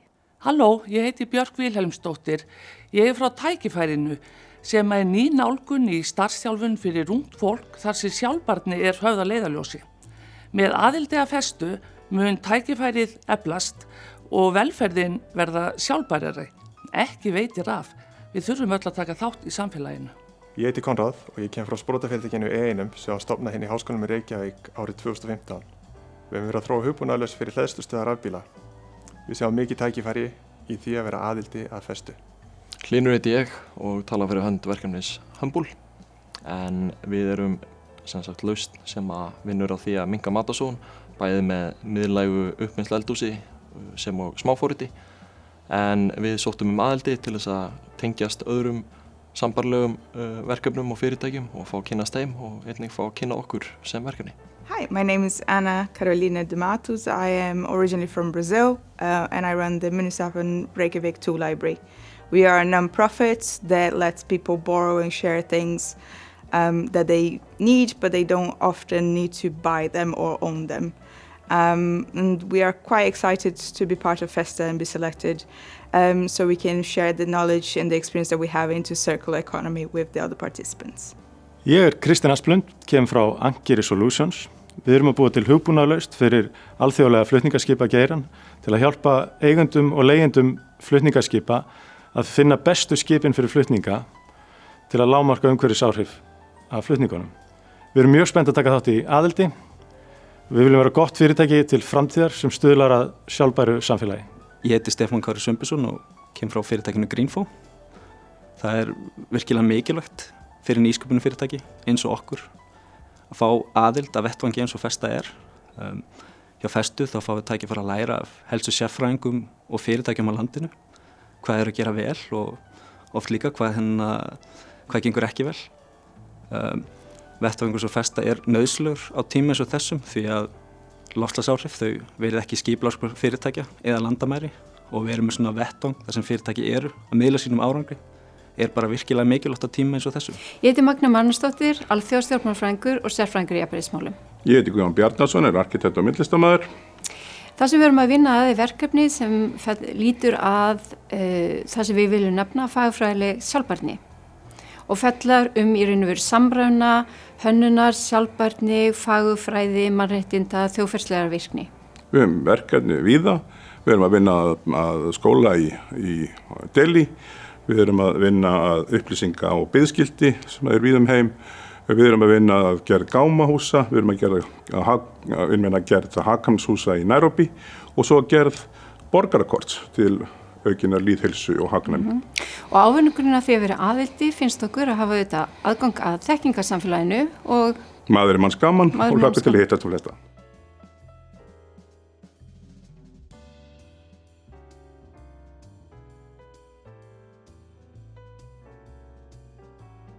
Hi, Michele Wucker. It's such a pleasure to have you with us. Welcome to Festa's conference. Thank you. I'm so happy to be here virtually. Would be even happier to be there in person. My last trip to Iceland was so wonderful, but glad to be here. It's the next best thing.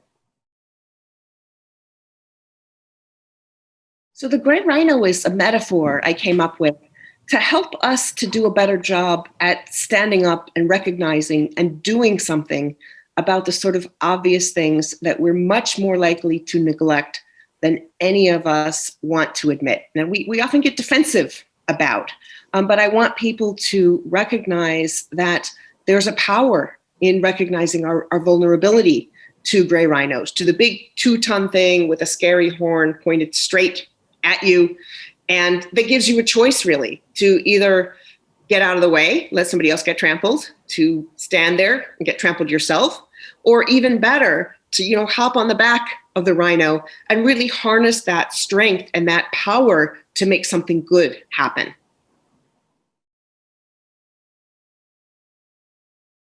A lot of these sustainability questions, whether it's climate change, efficiency, air quality, water, a lot of those are big, long-term problems. In many cases, they are here, but people don't want to see them. They're some of the easiest things to ignore, but at the same time, they're some of the things that are most crucial to our survival. And just like a regular rhino, when they're far away or when they're small and cute and little babies, those are the times when it's easier and it's cheaper and you're more likely to succeed in doing something about them.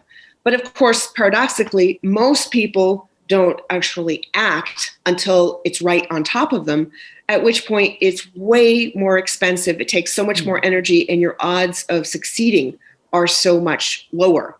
So sustainability questions, climate change are all quintessential gray rhinos and the kind of things that everybody needs to play a part in standing up to and trying to fix. It wasn't just predictable, it was predicted. You may have seen Bill Gates's TED Talk he did in 2015, saying how worried he was about a future pandemic and that we weren't prepared. There were a number of scenario planning exercises just in 2019. I can't say just last year anymore since the clock switched. But many exercises saying, hey, we're not ready. There was even one within the Trump administration. Epidemiologists have been worried for a very long time about this new disease X. And there's a new, very dangerous pathogen, at least one discovered every year that we're likely to hear about, and many more than that. My great-grandfather died in November 1918 in the Great Flu of that year. So we see pandemics all the time. They don't always look exactly alike. We don't know exactly when they're going to appear. But that's one of the problems we have with predictions, and particularly when people talk about stock markets. Like if you don't say that, on X day, the stock market is going to drop by, 2.9% because of whatever thing, then you couldn't predict it. And that's not true. Gray rhinos you can predict within a certain broad set of parameters. But the important thing about pandemics is that the warnings that are coming out are saying, hey, this wasn't even the big one, that we need to be looking not just backwards at what we can learn from COVID, but forward. And that's one of the things that's so important about the gray rhino concept, is that it is something you can see in front of you and that you do have the power to do something about. After the 2008 financial crisis, people got used to saying, oh, black swan. This was something that nobody could have seen coming, even though I was in financial markets at the time and, looking at housing price bubbles and all sorts of things. All of my friends who studied the works of Charles Kindleberger were saying, hey, this is a disaster waiting to happen. People are saying the same thing about markets now. What we need to be doing really is looking forward. And with the black swan, people got so used to saying nobody saw it coming, even when people did say it coming. And we need to stop doing that. And we need to look forward and say, what is in front of us? What are we doing about it? What do we need to do differently? And what can we do better? That's such an important point that, we're not sure how to understand them. There are three big ones that I talk about a lot. But before I give you those, I just want to preface it with this concept is the most powerful when people see gray rhinos for themselves. Sometimes people on Twitter are like, oh, this was a gray rhino, you didn't see it. I'm like, okay, that's not the point. I'm not the great gray rhino spotter of the whole world, that everybody needs to be their own gray rhino spotter. It's, the whole point is to look forward. It's not to say, I told you so. So the three big ones that I was worried about before the pandemic, but that the pandemic have made so much worse. First one, climate change. Certainly lots of ties between that and the pandemic. Pathogens escaping from the melting permafrost, the widening habitat of mosquitoes that carry tropical viruses, but also the connection between greenhouse gases and pollution, which is not exactly the same thing, but related, that people in highly polluted areas had worse outcomes with COVID. So that's one. That's related also to inequality, and that people who are contributing the least amount of greenhouse gases are the ones who are the most vulnerable to climate change. There's a real inequity there. And the third one is financial fragilities, that the people who are least able to deal with climate change are the ones who've got to spend the most. But beyond that, one of the good things of the past year is that a lot of investors and governments have started to recognize that climate risk is investment risk, that coastal cities, municipal bonds, real estate, supply chains, the insurance industry, which is not sufficiently capitalized for these extreme weather events. These are all vulnerable to climate change, and that a climate-related disaster could be the thing that tips all the dominoes over. And so again, these are all related to each other. The other thing that worries me a lot about financial fragilities is that, of course, you've seen the billionaires in the world getting a lot richer this year as the most vulnerable people in the world have gotten even more vulnerable. My friend Peter Atwater talks about it as a K-shaped recovery. You know, the top of the K is the rich getting richer, the bottom of the K is poor getting poorer. And that's a concern not just for moral reasons, not just for social and political stability reasons, but also because theoretically stock markets represent the value of the underlying assets. And if you don't have people earning enough to spend and to keep the economy going, those assets are going to collapse. That bubble is going to collapse. So, you know, this huge asset bubble is not sustainable. So that worries me a lot. You know, I come from a finance background, so it's naturally something that I worry about a lot. So the message is really that the decisions that you make about risk, which is really the choices you make on all levels of your life, are what define you as an individual, as an organization, and as a society. And when you understand what creates what I call your risk fingerprint, the set of, you know, personalities, culture, experiences, habits, the people around you, when you understand what puts that fingerprint together, what makes you who you are in terms of risk, that gives you an incredible toolbox for excelling in your career, for having better relationships, for dealing more constructively with conflicts, and, you know, as a business to be more successful and profitable, to retain employees, and above all, as a policymaker, as a government, as a nation, to create an ecosystem and support it that helps individuals to make good risk decisions. And that includes both seizing opportunities and avoiding bad, dangerous risk decisions. And when that ecosystem exists, when individuals and organizations and policies are all working together, looking through a risk lens to make decisions, the potential there is amazing, and we've got a missed opportunity. Thank you so much, Michele. This has been so informative and so inspiring. I wish we had longer time to talk, but we will be sure to discuss your points during the panels following your talk. Thank you so much for being with us, and good luck with everything. Thank you.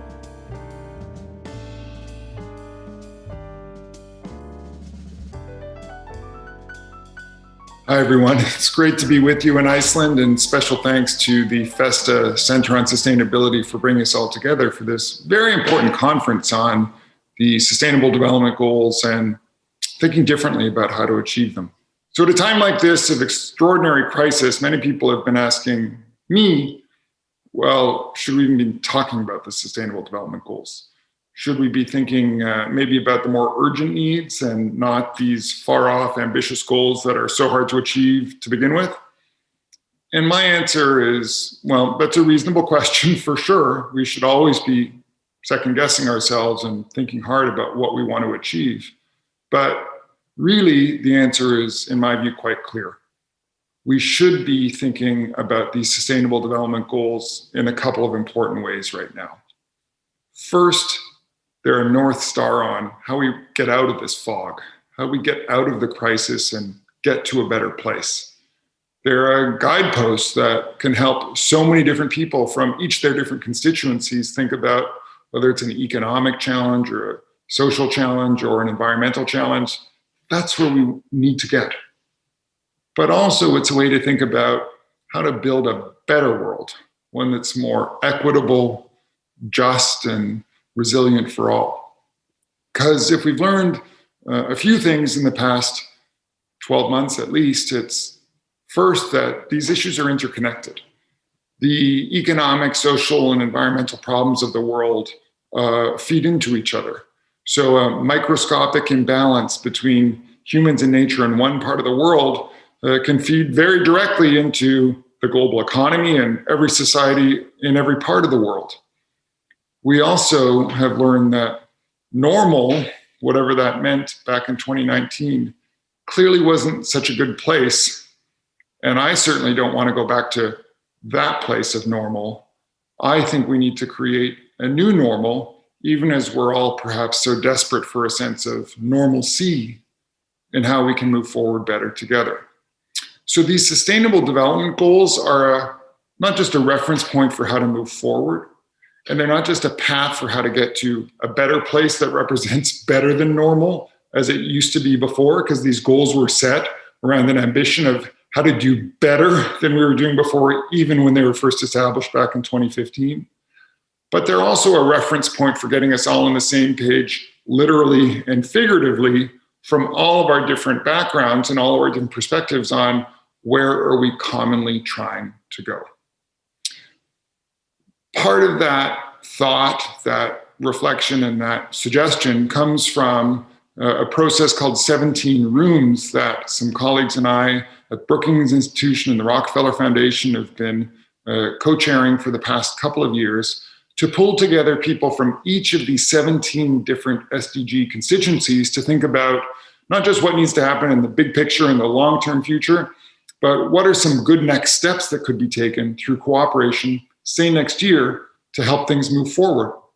And what we found in the 2020 process, where we moved into basically a 17 Zooms conversation because everything was virtual, what we found was an emergence of 4 common themes. We called them 4 great transitions that we think are needed, because we can't just reset the button from where the world was to where it needs to go, nor can we just pretend that we can, flip a switch and go to a new place that's better. We need to think about putting in the work around emergent trends that are starting to take shape, but need a doubling down of effort, a doubling down of policy action, a double down of practical action in order to succeed. And those 4 transitions are the following. First, what we call towards justice for all. And it's a shift from tackling economic and social inequalities independently to recoupling economic and social progress for everyone. The second transition is what we call towards blue-green replenishment. It's a shift from valuing natural capital at the margin to actively stewarding nature at scale. Third is what we call towards equitable technology infrastructure, from celebrating novel applications to building inclusive systems for innovation. And fourth, and finally, a shift towards a generational transition. We need to shift from preparing young people for the future as a mindset to partnering with the next generation leadership today. We need intergenerational collaboration in order to move these issues forward. Now, these 4 great transitions for justice, for the environment, for technology, and for the future generations, those are big and conceptual, but they're also very practical. And there's something that we can all take on in our own domains this year and moving forward as a centerpiece to our actions to achieve the SDGs. Justice for all, well, there's 12 trillion so far of government response budgets spent around the world, and likely trillions more to come. We can make sure that those trillions of dollars are spent equitably and justly with transparency towards those who need the resources most, and to make sure that people who need the resources most have a say in where they're going and how they're being used. Blue-green replenishment, well, we have the Climate COP later this year, the UK hosted event in Glasgow, which is the major checkpoint on the Paris +5, now +6 check-in on the Paris Agreement. It was so historic in 2015. This is a chance for countries to re-up their ambition and finally, hopefully, make a dent through pinnacle cooperation towards reversing the scourge of climate change. We also, of course, have the Convention on Biological Diversity meeting this spring in China. There's an opportunity to set so-called 30 by 30 targets for 2030, which is to protect 30% of the land and sea for biological conservation by 2030 as a centerpiece to ensuring we have the environmental underpinnings that can allow all of our societies to succeed around the world. For equitable technology, we of course have the miracle of scientific collaboration that's provided these new vaccines this year. That can now take a new approach to ensuring equitable access for all around the world, but also we have new digital platforms and technologies that can provide new ways of intermediating information in a way that everyone doesn't just have access to, but publics also can trust. And this will be a major frontier of effort moving forward. And finally, towards the next generation, we need cooperation on all of the above, but we also need to be working with young people today to build their skills, to support those who might have more resources or wisdom or experience, to partner with them to build their skills and make the decisions today that their generation will be leading on. Now, these are all topics that our new Center for Sustainable Development at Brookings, which I'm privileged to lead, will be taking on in the coming months and years. But we're doing so in this basic spirit of sustainable development being a challenge that needs to be tackled by everyone, for everyone. It requires leadership from business, from science, from government, from philanthropy, from civil society, and it needs to occur within and across all countries, from the local level to the highest global level. And it's in that spirit that we are so excited that you're having this conversation today across so many forms of leadership, across all of Icelandic society, but also thinking through how to partner with all of global society in order to advance the challenges at home and around the world. So I'm so grateful to have been able to join you today. I want to thank you for your leadership for sustainable development, all of you. And I'm looking forward to being back with you soon in person. And I very much hope that we can all be pushing on these great transitions for sustainable development together. Thank you so much.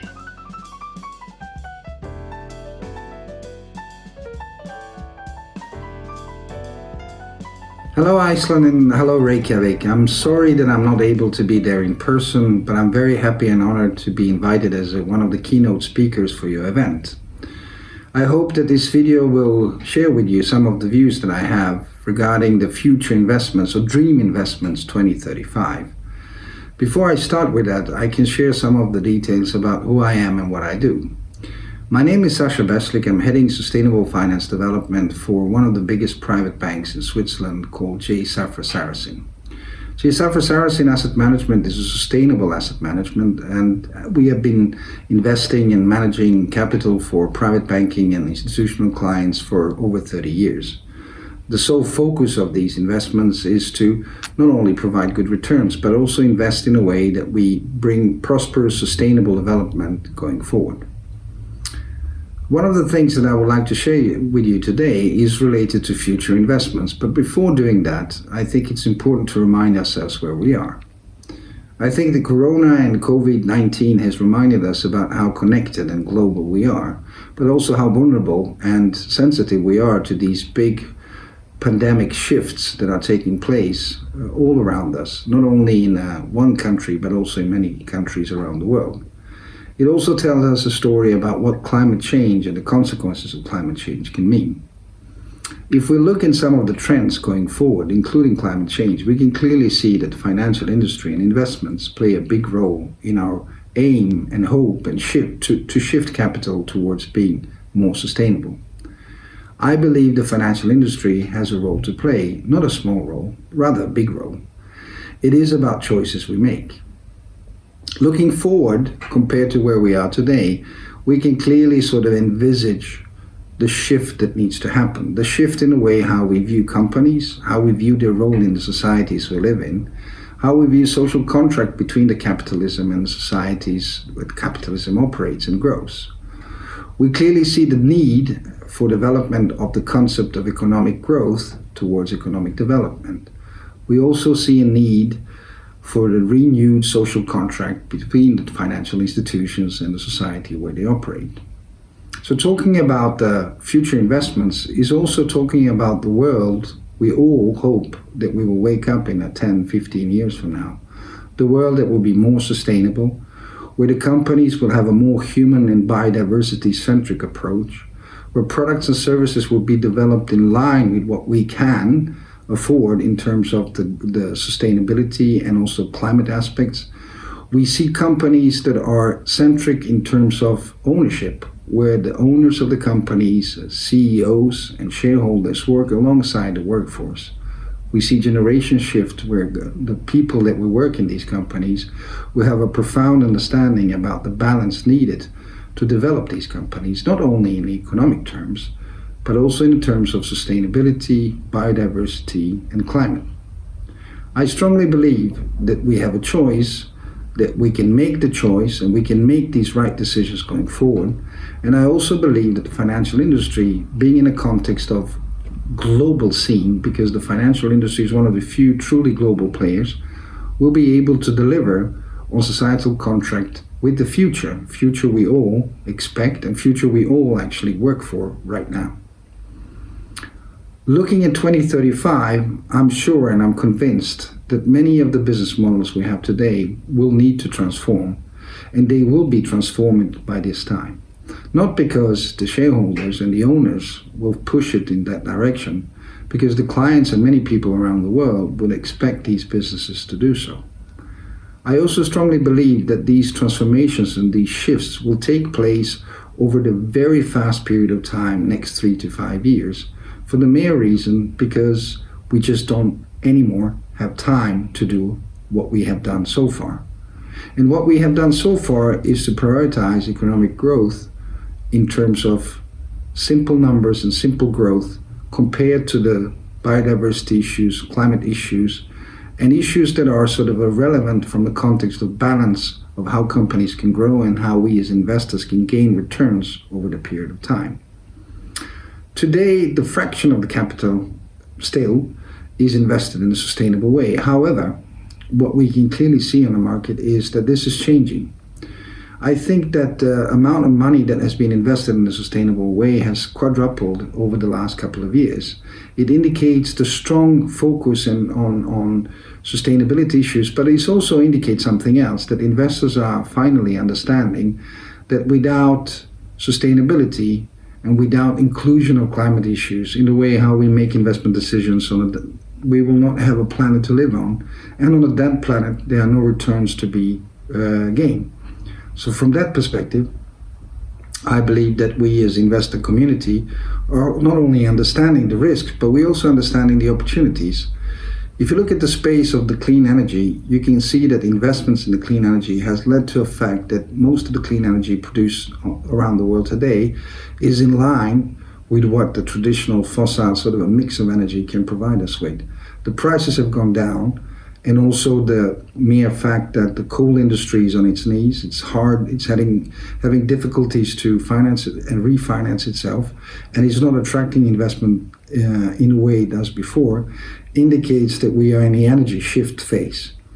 We also are in a phase where we can clearly see that in our transportation systems, things are changing. Electric vehicles are gaining more and more investments.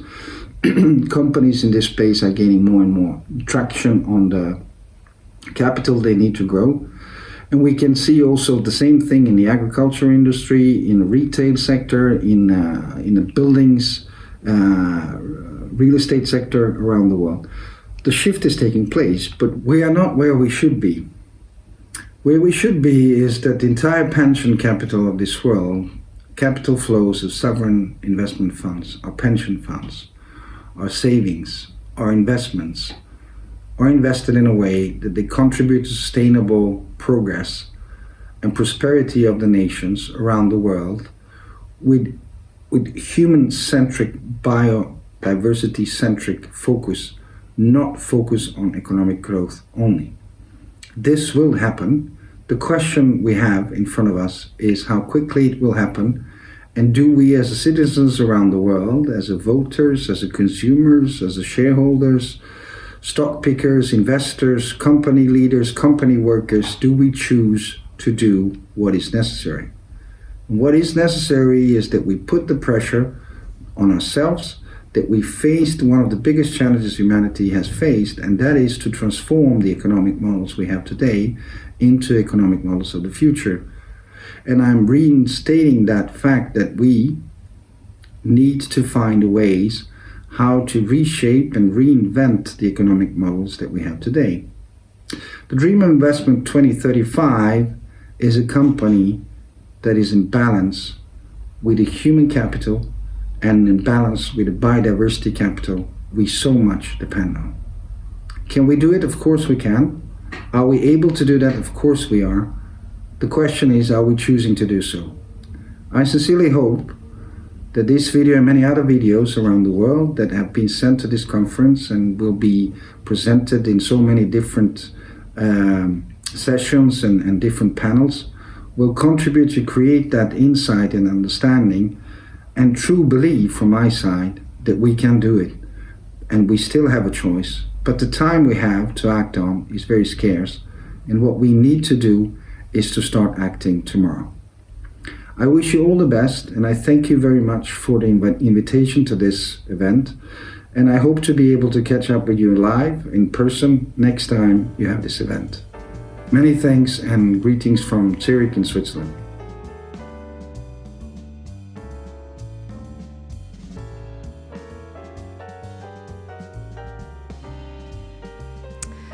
Komið sæl, þá komið að panel umræðum nr. 2 í dag. Við ætlum að ræða drauma fjárfestinguna 2035. Við ætlum að setja þá umræðu í samhengi við nafnsetningar sem eru á veginum og við ætlum líka að setja það í samhengi við þá miklu þörf sem blasir við okkur að hraða árangrinu við því að ná heimsmarkmiðum Sameinuðu þjóðanna sjálfbæra þróun.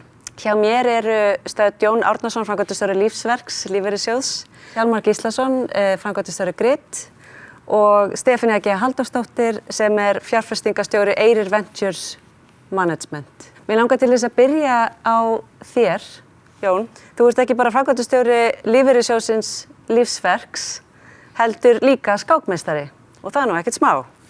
Sasha Beslik sem var hérna að tala síðast drauma fjárfestinguna 2035 endaði á orðunum að við getum þetta, en tíminn rosalega naumur og það verður gríðarleg breyting á næstu 3-5 árum og hann lagði mikla áherslu á að lífeyrissjóðir spili lykilhlutverk í framgangi nýs upphafs og það stundum sagt að stærsti styrkur skákmeistara sé minnið. Ef þú hefði þann valkost að geta mætt til vinnu á morgun og gert risastóra breytingu á fjárfestingu lífeyrissjóða heilt yfir á nokkura hindrana, hvaða breytingu myndir þú gera og myndir þú kannski bara velja að gleyma öllu sem þú manst til þess að geta byrjað upp á nýtt? Þetta nú með stærri spurningu sem ég fengi held ég. Já. Sko, ég held að við séum reyndar á mjög góðri leið og það að verða gríðarlega breytingar og ég byrjaði sem framkvæmdastjóri Lífsverks fyrir tæpum 6 árum síðan og það var varla til hugtakið sjálfbærar fjárfestingar eða eitthvað slíkt, en það er orðið gríðarleg þróun í þessu og það er ekki bara að frumkvæði lífeyrissjóðanna heldur sjóðfélagana sjálfra, því að það eru þeir, sérstaklega yngri sjóðfélagar sem bara að spurja þetta, hver stefna sjóðana í sjálfbærum fjárfestingum og þau bara vilja ekki fjárfesta í einhverju sem hefur skaðaleg áhrif á umhverfið og svo framvegis. Þannig ef ég ætti að breyta einhverju þá myndi maður kannski vilja horfa bara á tilgang lífeyrissjóðana sem náttúrulega samkvæmt lögum að taka viðgjöldum, ávaxta þau og greiða út lífeyri. Þá myndi maður kannski vilja útvíkka endatablið í þessu, þar að segja greiða út lífeyri, með því að lífeyrissjóðirnir ættu frekar að stuðla að velferð og auknum lífsgæðum sjóðfélaga, því að kerfið þannig uppbyggt að sjóðfélagin borgar í 40 ár í kerfið áður en hann tekur lífeyri og það ekkert gaman að taka 1000 krónur meira í umslagið ef jörðin í rúst, það gefur augaleið. Ef við myndum byrja á því að horfa á endatablið þá kæmi hitt í raun og veru á sjálfu sér. Við myndum horfa á fjárfestingar sem skila árangri og eru til góðs, hvort sem varðandi loftslag eða mengun eða góða stjórnarhætti eða samfélagslega ábyrgð. Þannig að það kannski það sem maður myndi vilja horfa á. Kannski bara örstutt, þú veist, ef við erum að tala nýtt upphaf og við erum að gera það einlegan hátt og við erum að tala það sem bara virkilega nauðsynlegt að við endur þessum kerfin okkar. Er þetta raunhæfur möguleiki í íslensku lífeyrissjóðskerfi að gera þetta sem þú ert að varpa upp? Það algjörlega raunhæft og við erum bara á góðri leið og eitt af því sem að verða mikla breytingar á er þessi skýrslugjöf, hefðbundnir ársreikningar, hafa fyrst og næst mælt fjárhagslegar stærðir. Það allir að vinna í því að reyna að staðla þessar upplýsingar. Það nú þegar byrjað. Flest fyrirtæki eru byrjuð að mæla kolefnisspor og svo framvegis. Þessar upplýsingar eftir að verða miklu mikilvægar í framtíðinni og sjóðfélagar eftir að velja sér lífeyrissjóð eftir því hvernig þið standa í þessum málum. Þannig að það eru sjóðfélagarnir sem drífa þetta áfram og það bara mjög jákvætt. Frábært, takk fyrir þetta. Stefanía, nú hefur þú verið stjórnandi í alþjóðlegu umhverfi í heimi tækni, til dæmis hjá CCP og þú hefur líka verið hjá Landsvirkjun þá að takast á við endurnýjanlega orku og þróun þess í heiminum. Þú er mikla reynsla nýsköpun og rosalega bara mörgu, mjög áhugaverður bakgrunnurinn þinn og núna nýlega, ég þarf alltaf að kíkja Eyrir Ventures Management svo ég fara örugglega með það, ertu nýbúin að hefja störf. Hvernig blasir staðan við þér? Tekst okkur að snúa við skipinu sem við erum að reyna að snúa við og virkja fjárfestingar í nýtt upphaf. Bara hvað þarf til, kannski bara ef við tökum... Já, hvað verðum við að gera? Hvað nauðsynlegt að gera? Sko, ég bæta þess framan við upptalninguna þína en það eru 20 ár síðan að ég kom fyrst að í rauninni verkefni sem sneri að loftslagsbreytingum.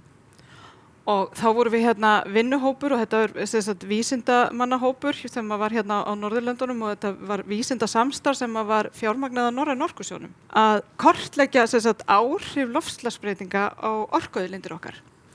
Og þá hafði 10 árum áður komið út skýrsla á vegum Alþjóðaveðurstofunnar og Sameinuðu þjóðanna það að loftslagsbreytingar væru að fara að gerast og það yrði að rannsaka loftslagsbreytingar betur.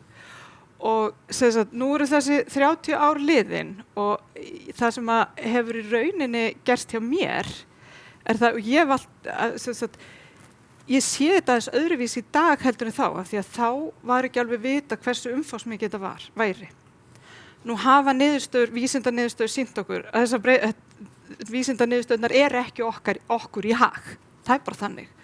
Og við erum í rauninni að horfa inn í það að við erum loftslagsbreytingar að gerast og ég held að verkefni sé tvíþætt þess vegna. Það það að við verðum að stoppa þessa lest sem farin af stað á einhvern hátt en líka við þurfum að horfast í augu við það að hún farin af stað og að það eru komnar fram mjög miklar breytingar á okkar umhverfi sem að hafa áhrif á okkar líf og hafa áhrif á allt sem við gerum. Þannig að við þurfum að fara að taka það inn í myndina þegar við tökum ákvarðanir að loftslagsbreytingar að gerast. Og ég held að fyrir þá sem eru að stýra fjármagni að þá það viss áhættustýring að fara inn í þessar fjárfestingar. Og það mjög áhugavert að tala eins og við erlenda fjárfestingasjóði að þá spurt já, þau svona heimsmarkmiðasjóður? Og við alveg, já, við fylgjum heimsmarkmiðunum en málið að það alveg 20 ára saga inn í Eyri að fjárfesta í því sem skilar okkur einhverju velferð í heiminum. Þannig að það svo hætt við því að þetta verði á yfirborðinu og það svo hætt verði að þetta verði ekki tekið alla leið og það sem fjárfestingasjóðir þurfa að gera og það það sem við erum að gera að það að styðja þau fyrirtæki í eignasafninu, styðja öll fyrirtæki í eignasafninu til þess að klára þessa vegferð og eins og Jón var að tala að það miklu meiri krafa á skil núna gagnvart þessum ófjárhagslegu breytum og ég held að við eigum ekkert eftir að þurfa 30 ári viðbót til að átta okkur á því að við þurfum að framkvæma þetta núna og það alveg nauðsyn. Þannig að ég held að með þessu meira, það aðhald úr öllum áttum. Það aðhald eins og Jón kemur inn á frá sjóðsfélögum, það aðhald frá neytendum, það aðhald frá börnunum okkar heima og svo held ég líka að við þurfum að vera bara mjög mikið á varðbergi með þessar undirstöður sem að skila okkur þangað. Vísindasamfélagið, vísindastofnanir, menntastofnanir, öll þessi kerfi sem við eigum hérna á Íslandi eru svo mikilvæg og þessi verðmætasköpun í gegnum nýsköpun. Ég geti haldið enn einu ræðum um nýsköpun eins og veist, en ég skal alveg stoppa hér. En þetta frábært, þannig að þú ert í rauninni að segja, þú veist, það ansið þétt hérna krafan þetta og það sem þarf til er að tala bara sterklega inn í hana og byggja á þessari aðhaldskröfu sem kemur svo frá ólíku stöðum. En Hjálmar, þú ert með rosalega áhugaverðan bakgrunn líka og þú hefur svona mikla alþjóðlega reynslu í tæknigeiranum að reka fyrirtæki út í heim og einna heima. Þó þú sért með höfuðstöðvar Grid á Íslandi, þá ertu samt til dæmis nýbúin að sækja risastóra fjárfestingu og þú ert svona örlátur líka, þú deilir þinni reynslu og hefur svona áhuga á samfélaginu. Og það bara gaman, það er rosalega margir sem að lesa fæslurnar þínar og hugsa til þessu og vegur og metar hlutina. Þannig ég spyr þig bara út frá því sjónarmið ekki síður að við erum að tala hérna þetta nýja upphaf. Þurfum við eitthvað að vera að pæla í því? Erum við bara góð eins og er? Þetta er góð spurning. Ég hjó eftir því bara strax þegar það hafði samband, að þetta stór orð, nýtt upphaf. Og ég hugsa að ef það væri ekki fyrir COVID á síðasta ári, þá hefði enginn þorað að nota þetta, svona stór orð þetta. En það er svona, við höfum lært rosalega stuttum tíma og séð að það er að breyta hlutum rosalega hratt og svo framvegis. Og ég einhvern veginn horfi svolítið á þetta þannig að ef við gerum ekki neitt, þá munum við hrökkva rosalega mikið í sama farið áður. Ef við horfum bara 10 eða 12 ára aftur í tíman þegar að bankahrunið varð, sem var náttúrulega alþjóðlegt líka, að heimurinn 2016-17 var miklu líkari heimurinn 2006-07 heldur en nokkur hélt þegar við vorum að gangi í gegnum þetta. Þannig að það var rosalega margt sem fór aftur í nákvæmlega sömu hjólförin.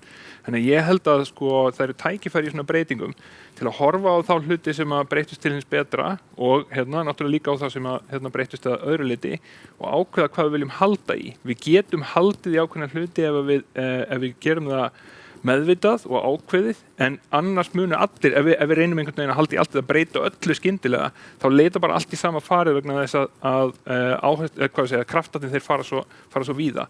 Þannig ég held að þetta sé tækifærið til þess að segja hvað breytist sem við viljum ekki að hrökkva tilbaki í sama farið og það þarf meðvitað að halda í það því að meira og minna allt hitt mun leita í svipaðan farvegu áður. Það sem kemur síðan kannski í lengri tímabilgju er það sem að bæði Jón og Stefania hafa komið inn á er að það kynslóðamunur þarna. Það einstaka fólk í kynslóðinni á undan mér og við erum kannski, ég leyfi mér að segja við en jafnvel ekki nóg, þú veist það einhver sem eru svona reynum að taka þessa hluti alvarlega í okkar kynslóð, en kynslóðina eftir okkur, það bara normið að hugsa samfélagið, hugsa samfélagslega ábyrgð, hugsa umhverfið og svo framvegis. Þannig að til 20 ára þá held ég við séum í rosalega góðum málum, en ef við viljum að hlutinni breytist hraðar en það, þá þurfum við að stíga með meðvitað inn í það. En hvað ef þú hugsar þessa hluti sem við myndum kannski vilja gera meira af og gera betur og aðra sem við viljum kannski skilja eftir, hefur eitthvað mótaðir hugmyndum það og kannski þá Stefania og Jón líka framhaldinu? Hvað ef þú ættir að velja eitthvað eitt eða tvennt sem við megum alveg bara setja á stera og annars megum bara alveg hætta, hvað er það? Já, það sem ég bind vonir við, það þarf stórt átak og það er ekki eitthvað eitt sem við getum gert, en það er ég held að ef það er eitthvað sem við erum að læra núna, þá er það að hvað annars vegar, bara vísindin og vísindaleg nálgun og hins vegar alþjóðlegt samstarf og samstarf yfir höfuð, þá líka samstarfa milli ríkisstjórna og einkageirans og svo framvegis, hvað það getur skilað miklu að fara inn í þetta. Þannig að ég bind vonir við það, en það þarf alveg meðvitað átak til þess að við munum sjá, vísindalega nálgun, alþjóðlegt samstarf og fleira notað í þessum stórum málum sem við þurfum að taka á. Við sjáum hvað hægt að gera og það var alls ekki gallalöst hvernig hefur verið tekið á þessum faraldri, en hins vegar var þetta mörgulítið tekið miklu fastari tökum og miklu alvarlegar og stíi miklu fastari inn í þetta heldur en til dæmis loftslagsbreytingarnar, þó að kórónuveiru faraldurinn sé sennilega hjómeitt með við það sem að þær munu hafi för með sér ef ekkert að gert. Hins vegar af því að þetta var svo yfirvofandi og þetta hafði svo skyndilega áhrif, þá var hægt að ná miklu meiri samtakamætti. Þannig að vonandi þá hefur heimurinn allavega hnikast í þá átt að læra að þetta eru tólin sem við höfum, þetta eru tólin sem virka og svona populismin og sumt af því sem hefur verið fulla ráðandi síðustu áratugin hörfi dálítið, einfaldlega bara vegna þess að við getum bent á dæmi, þannig að þarna kom upp stór krísa og við getum lært af henni og gert meira af því sem að virkaði til að komast út úr henni. Bara frábæri punktar og takk fyrir þetta. Hvað finnst, ef við byrjum þér Stefania, bara svona til viðbótar við það sem hann var að segja eða undirtækt? Já, ég tek sérstaklega undir það við, þetta er alþjóðlegt vandamál og við þurfum við á Íslandi þurfum að leggja bara miklu meiri áherslu á alþjóðlegt samstarf á öllum sviðum og við verðum að toga líka til okkar sérfræðinga hingað til Íslands við þurfum, það hafa verið stigin skref í þá átt að fá að sérfræðingar sem koma til Íslands til þess að vinna eru bara, í rauninni það gert auðveldara núna heldur en var og ég held að við höfum líka að styðja meira við þetta vísindasamstarf, við höfum að styðja meira við alþjóðasamstarf líka í stjórnmálum og ákvarðanatöku vegna þess að eins og ég sagði áðan, sko, þetta með að loftslagsbreytingar eru hafnar, þetta hefur rosalega mikil áhrif á sko, eins og líka skipulagsmál og innviði og allt þetta.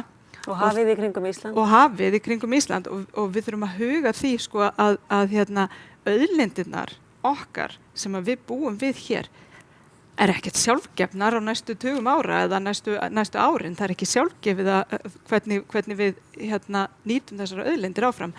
Þannig að það sem að ég myndi gera að halda áfram í nýsköpun, halda áfram að byggja undir þessa fjórðu stoð vegna þess að við munum klárlega að þurfa á hana að halda. Takk fyrir þetta. Við nefnilega erum að hlaupa út á tíma, þannig að mér langar svo að spyrja þig, Jón. Sko, við erum svolítið mikið búin að tala nýsköpun og hún rosalega mikilvæg, en það fullt af fólki sem að hlusta á okkur sem að bara, kannski hugsa bara nýsköpun, tækni háskólanám, ég ekki þar. Getur þú einhvern veginn gefið okkur innsýn inn í sko, þessa hluti kannski og breikka þess út þá sem að bara, þú veist, breikkað út hópinn sem kemur að, sem verðmætur, bara hugvita okkar sem verðmætt, sem kemur á ólíkum áttum og fjárfestingarkosti sem við eigum að fara að hlúa að og byggja upp. Já, það náttúrulega ljóst að við erum að fara í gangi í gegnum mjög mikla breytingar, bara núna með gervigreind og allt starfsumhverfi okkar að breytast, ekki bara á Íslandi heldur alls þar í heiminum. Þannig að þetta snertir raun og veru alla, þetta snertir öll störf, þau eftir að breytast og ég tek alveg undir með Stefáni og Hjálmari að þetta mjög mikilvægt að hlúa að nýjum atvinnugreinum og bara undirbúa framtíðina. Það verður ekki status quo á næstu árum. Nei. Og þetta verður mjög spennandi tími og kannski eitt sem maður bæta við í þessa umræðu að það þessi langtíma hugsun sem ætti kannski vera meira af. Það ennþá þannig að verið að meta störf stjórnanda á ársfjórðungsgrunni mikið til í staðinn fyrir að horfa á lengri tíma. Og það þessi langtíma hugsun sem að skipti máli. Ef að fyrirtæki á réttri leið til lengri tíma, þá það eitthvað sem þarf að horfa á meira. Mjög mikilvæg punktur. Takk fyrir kærlega og þakka ykkur öllum alveg kærlega fyrir ykkar innlegg. Frábært að fá að hafa ykkur hérna með okkur. Nú langar mig til þess að kynna næsta atriði á dagskrá, en við erum fáum næsta hlusta á Rakel Evu Sævarsdóttir sem verkefnisstjóri hjá Deloitte. En hún hefur verið á síðasta ári að gera rannsókn og meta stöðu íslenska fyrirtækja á grænu vegferðinni og hvernig stjórnendur þeirra takast á við loftslagsáskorunina og sendi könnun til 300 stærstu fyrirtækja landsins og stjórnenda þar. Hún ætlar að kynna fyrir okkur niðurstöðurnar og erindi hennar ber yfirskriftina Íslenski stjórnendur á grænni vegferð, spurningamerki, og að því loknu þá fáum við til okkar nýjan frábæran hóp í panel til þess að rýna í þær niðurstöður.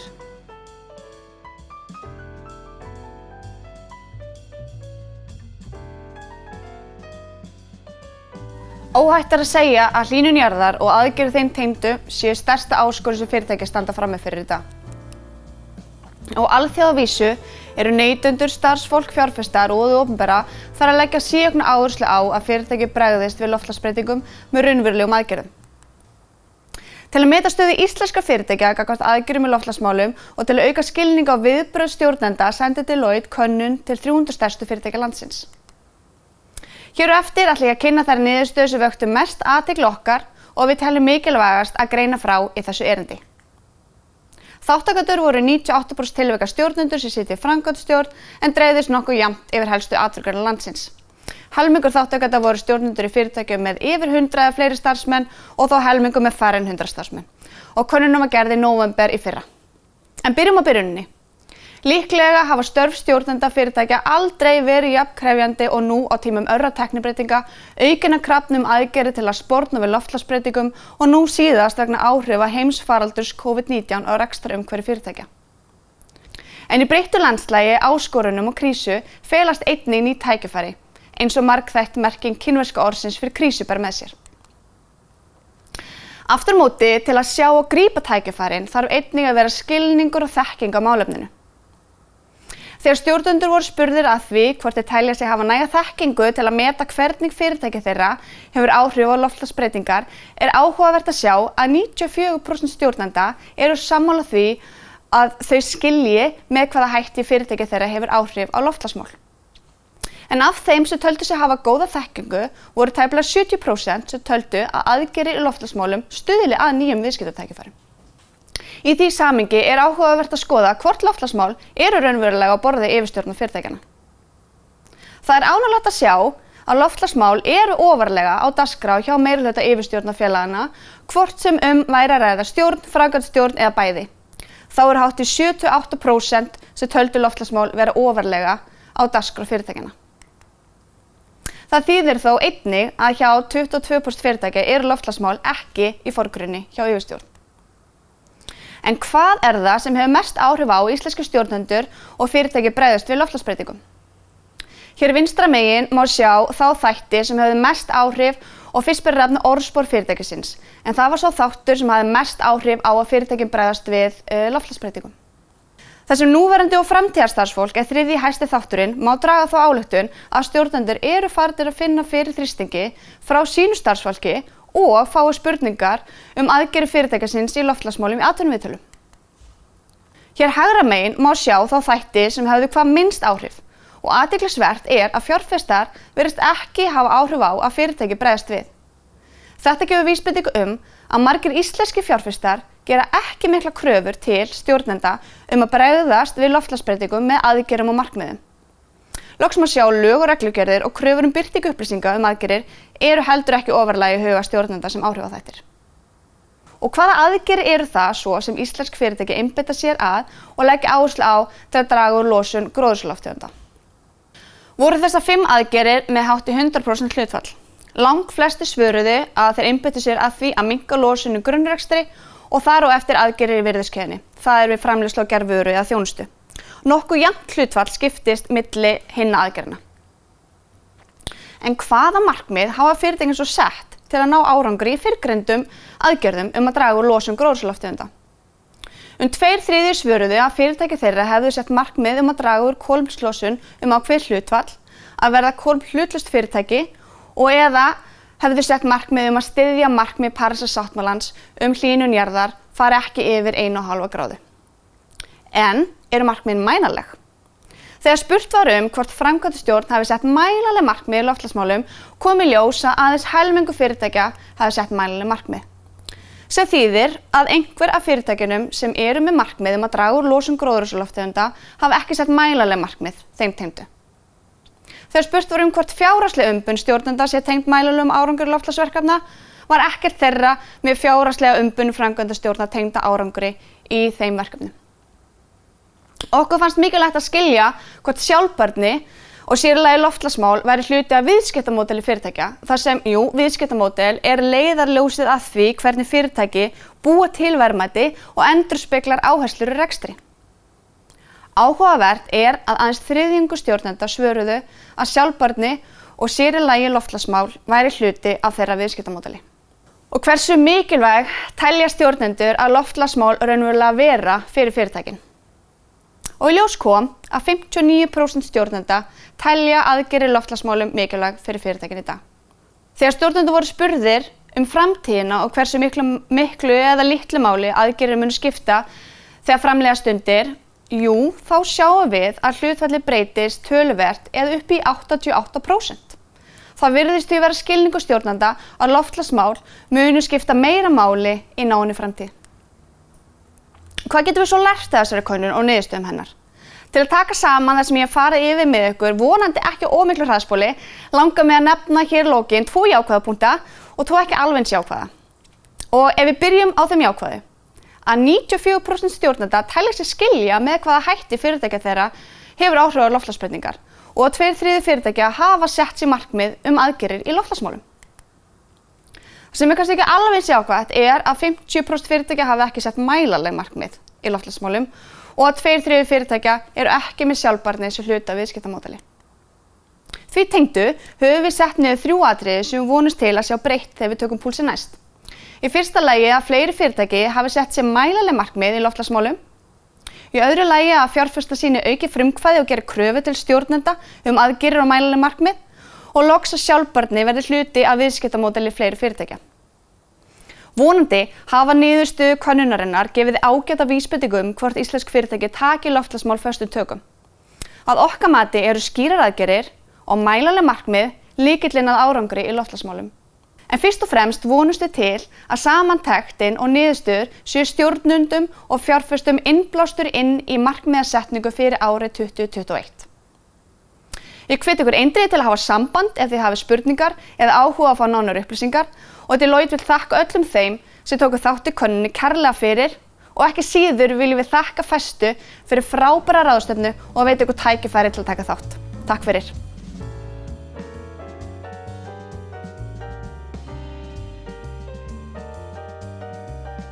Verið sæl, nú erum við að byrja á 3. panelnum undir yfirskriftinni eru íslenskir stjórnendur á grænni vegferð. Hjá mér sitja Rakel Sævarsdóttir hjá Deloitte, Hrund Rúdolfsdóttir, forstjóri Veritas, Lilja B. Einarsdóttir, landsbankastjóri og Georg Lúðvíksson, forstjóri og einn af stofnendum Menika. Verið hjartalega velkomin. Þetta voru áhugaverðar niðurstöður og ég held að það sé öruggt að segja eftir daginn í dag að þá erum við svolítið minnt á það að tíminn ansi naumur og loftslagsbreytingar að gerast mjög hratt.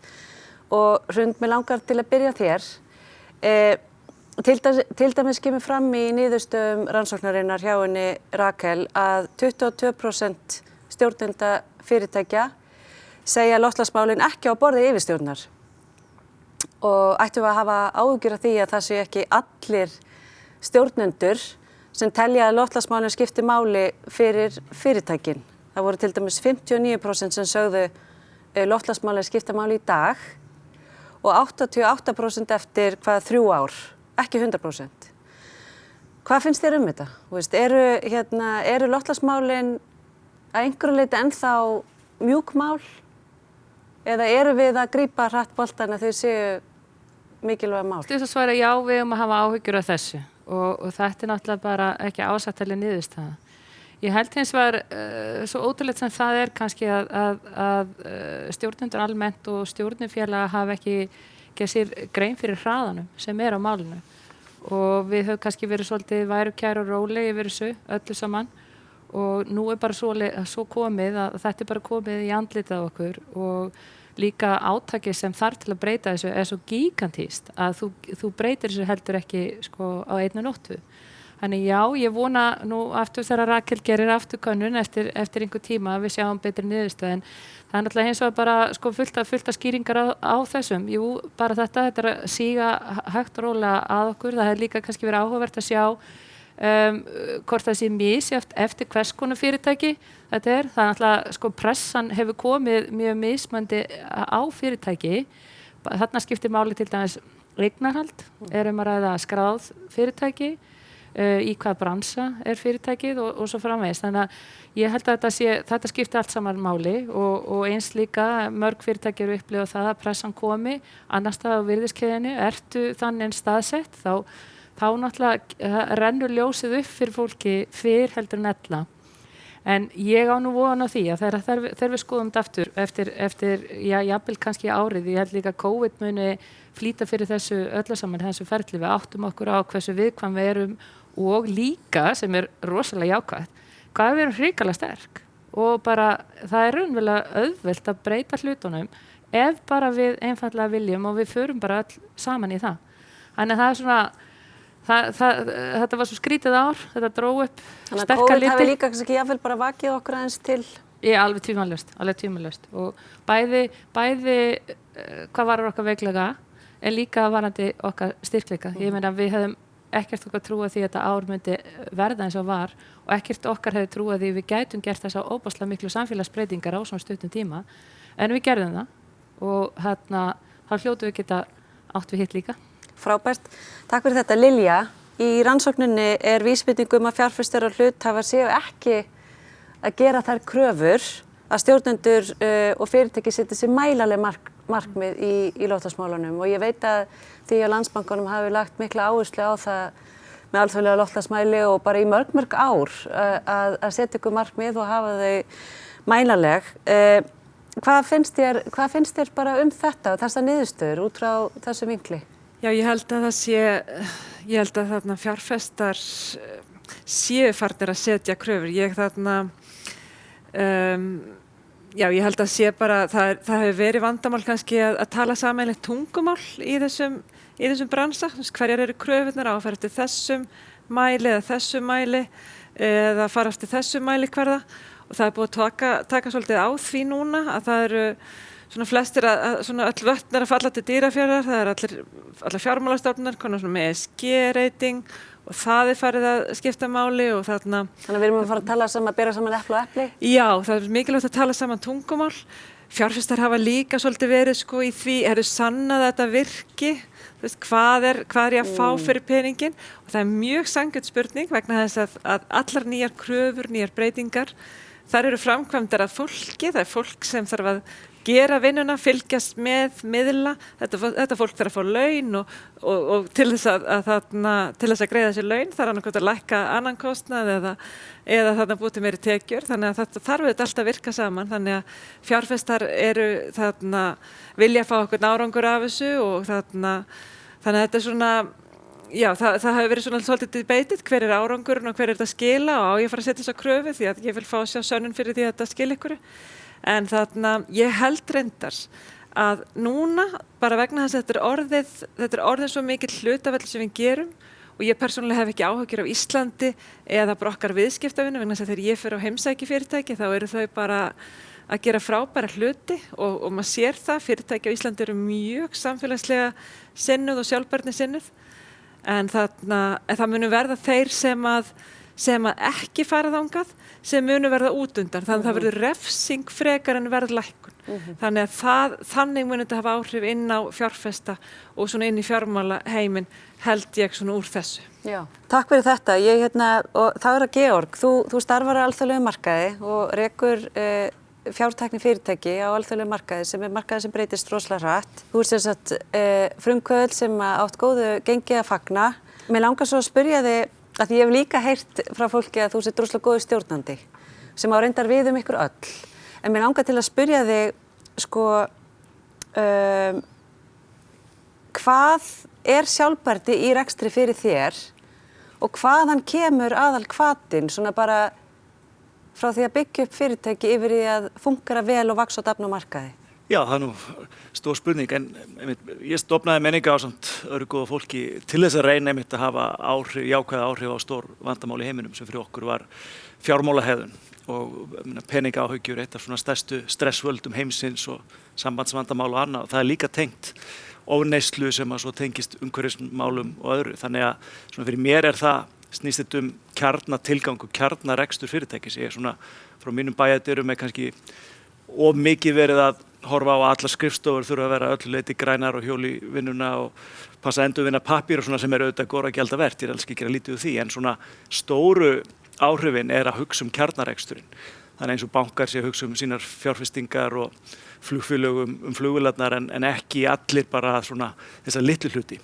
Og það er svona, fannst mér einna áhugaverðast í því sem að Rakel segir með mælanleg markmið, það er allt of mikið af því að vera að gera hluti án þess að hugsa impact eða áhrifin og til dæmis líka gaman að segja frá því að við í menningar sem störfum með böngum við finnum mikla eftirspurn eftir lausnum í loftslagsmálum og svona okkar stóra sýn var að hjálpa böngum og vinna með þeim í að þróa netbanka yfir í að svona mótivera fólki að betri fjármálahegðun en það hefur núna þróast yfir í líka betri umhverfishegðun af því að það er eftirspurn eftir því þannig okkar nýjasta vara sem teljum að muni seljast einna best af okkar vöruframboð þessu ári þegar byrja að vinna með ýmsum böngum er að hjálpa fólki innan netbankana að skilja kolefnisfótsporið sitt. Og hugmyndin þar að í staðinn fyrir að vera kolefnisjafna 1 og 1 flug eða eitthvað slíkt, að þá sé þetta að fá heildar yfirsýn yfir sitt kolefnisfótspor inn í bönkunum. Og við finnum gríðarlega eftirspurn eftir þessu. Og þetta tengist þessari grænu bylgju sem á ýmsum sviðum fjármálafyrirtækja í grænum lánum og fleiru. Má ég stinga þess inn í þetta? Því þú sagði mér áðan að þið voruð alveg búin að hugsa þessa hugmynd þegar að tíminn var svo réttur. Já, það ekki svolítið mikilvægt varandi hugafar og svo grípum maður tækifæri? Jú, þetta eitthvað sem við höfum skoðað í einhver tíma og sáum að bara alþjóðlegum könnunum það mikil eftirspurn eftir þessu eiginlega allan heim. En það sem við óttuðumst og við ákváðum að þróa þessa vöru svona rétt áður en COVID fór á stað og vorum komin í viðræður við markaðinn. Það sem við óttuðumst að myndi gerast þegar COVID skall á var að þetta kannski fengi ekki forgang. Það væru aðrir mikilvægir hlutir, fólk sem ágjöru sínu lífsviði væri og annað og fengju meiri forgang en það öfuga kom í ljós. Þannig að öll þessi verkefni hafa haldið áfram og ef eitthvað höfum við fundið meiri kraft í að koma umhverfismálunum fyrir inn í netbankunum og kenningin þar að svona COVID hefur kennt okkur að bara verum öll saman í að takast á við þessi stóru vandamál í heiminum og það hefur þá ekki minnkað áherslan þetta sem hefur verið mjög ánægilegt. Frábært, takk fyrir þetta. Rakel, það nú bara tæpt ár síðan að þú komst til okkar og við ræddum þessa hugmynd og þína að gera svona einhvers konar rannsókn og svo þróaðist hún á árinu hjá ykkur og nú hún komin út skápnum. Nú ertu búin að hlusta á þau tala og við erum búin að horfa á kynninguna einu og svona og þú ert búin að hafa nokkuð að hugsa máli. Hvað tekur þú helst með þér úr niðurstöðunum og hvað langar þig að aðrir bara læri af þessu? Já, ég nefndi það þarna í lokin á erindinu mínu, hvað við vonumst til að sjá næst og ég held að þetta séu þessi þrjú atriði sem ég nefni, ég held að það séu mjög mikilvæg og kannski leiða ljósi líka af hverju við framkvæmdum þessa könnun var að okkur langaði líka að skilja hvað er það sem liggur á brjósti stjórnenda, hvað er það sem þarf að breytast og það er að tala endalaust um hlutina, hvernig er þetta að gera það öðruvísi og betri, svo kemur að því það þarf að framkvæma það og hvernig á svo að framkvæma það, hvernig tökum við fyrsta skrefið. Þannig að það er líka sem okkur langaði að skilja og eins og þetta bara með sjálfbært viðskiptalíkan. Okay, hvað þýðir það? Hvernig breytum við úr hefðbundnu eða gömlu, við kallum bara gamalt viðskiptalíkan inn í sjálfbært viðskiptalíkan. Og svo markmiðin, mælanleg markmið. Og eins og kom að það er ekki nóg að setja bara markmið, þau verða að vera mælanleg. Svo kostu aðeins inn á að það hefur verið áhugavert að sjá hvort að COVID hafði áhrif á viðhorf stjórnenda. Við spurðum einmitt að því hvort að stjórnendur telja að COVID hafi haft áhrif á viðhorf og aðgerðir og það kom merkilega út að það hafði ekki mikil áhrif. Já, það var svolítið, það kom okkur á óvart. Og það var hátt í 40%, já ríflega 40% sem sögðu að COVID hefði ekki haft áhrif á breytt viðhorf eða frekar aðgerðir. Það kom ávart að það var margt annars sem kom líka fram í rannsóknir sem hefði verið gaman að nefna en það var ekki tími til að koma því að. Og Lilja sem þú sagði líka áðan með varandi fjárfestana er að það vantar einmitt þetta kannski þetta sameiginlega tungumál að skilja hvað á að spyrja hvað sem fjárfesti, hvað þarf ég að vita til að geta tekið upplýsta og góða ákvörðun hverju ég vil fjárfesta út frá þessum upplýsingum og svo kemur þá öðru sem langar líka að nefna þessu tengdu eru þá stjórnir fyrirtækja. Fólk sem situr í stjórnum fyrirtækja hefur það næga þekkingu, hefur það rétta þekkingu til að spyrja réttu spurningana, spyrja framkvæmdastjórnina að þessum atriðum, hvað eru fyrirtækjan að gera og svo framvegis, hvað ætlið ykkur að gera, hvaða markmið hafið sett ykkur, hver stýrir þessu innan fyrirtækisins og svo framvegis. Þannig að Já, það er svolítið áhugaverður punktur. Þú veist, hvað haldið þið með þetta? Fyrir mitt leyti Veritas samstæða 6 fyrirtækjum við lyfja- og heilbrigðisgeiranum og við erum í einkaeigu, ekki skráða markað, við erum ekki kannski með sjóði eða eitthvað svona sem í eigandahópnum sem koma með það svona konkrétt kröfur. Þannig að svona praktist séð, þá gætum við alveg silt í gegnum þetta allt saman á þess að mikla ráðgjur af þessu og þú veist, þá kæmi ekki svona pressa utanfrá og ég ekki upplifð til dæmis eins og sem ég svolítið merkilegt, þú veist, ég mikið samskipt við erlenda lyfjaframleiðendur og svo framvegis, ekki mikil pressa þaðan í frá, sko.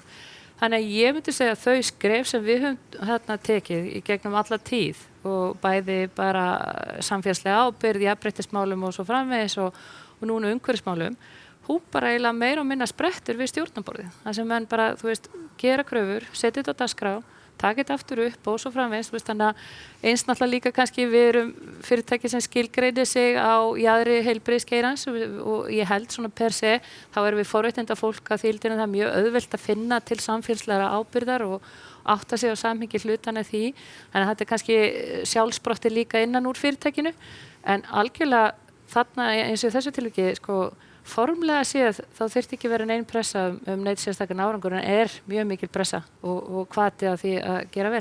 Hvað með ykkur tvö, bara örstutt í lokin, finnið þið fyrir að það séu gera kröfur eða sóst eftir fólki stjórnur sem biðja sjálfbærni eða græna vegferð?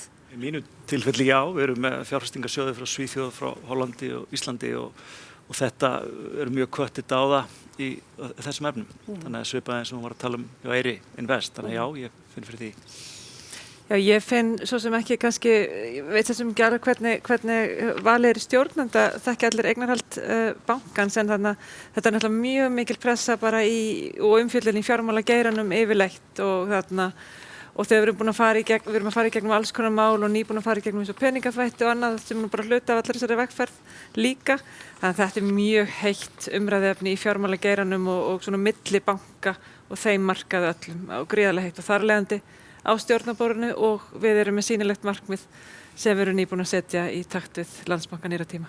Frábært. Við langar til þess að þakka ykkur öllum kærlega fyrir að vera með okkur hérna í dag og ykkar ótrúlega flotta ígrundaða innlegg. Næst langar mér til þess að kynna hringrásar hagkerfisverkefni sem við ruddum að stað á Janúarráðstefnu Festu í fyrra. En þar setti hópur fyrirtækja sér hárbeitt markmið fyrir næstu 12 mánuðina til þess að færast hraðar í átt að hringrásarhagkerfinu í sínum rekstri og hafa í mörgum tilfellum mikil áhrif á þá rekstur annarra fyrirtækja. Þessi fyrirtæki eru ólík að stærð og í rekstri. Við skulum heyra frá þeim hvernig tókst að ná þessum markmiðum á síðastliðnum 12 mánuðum.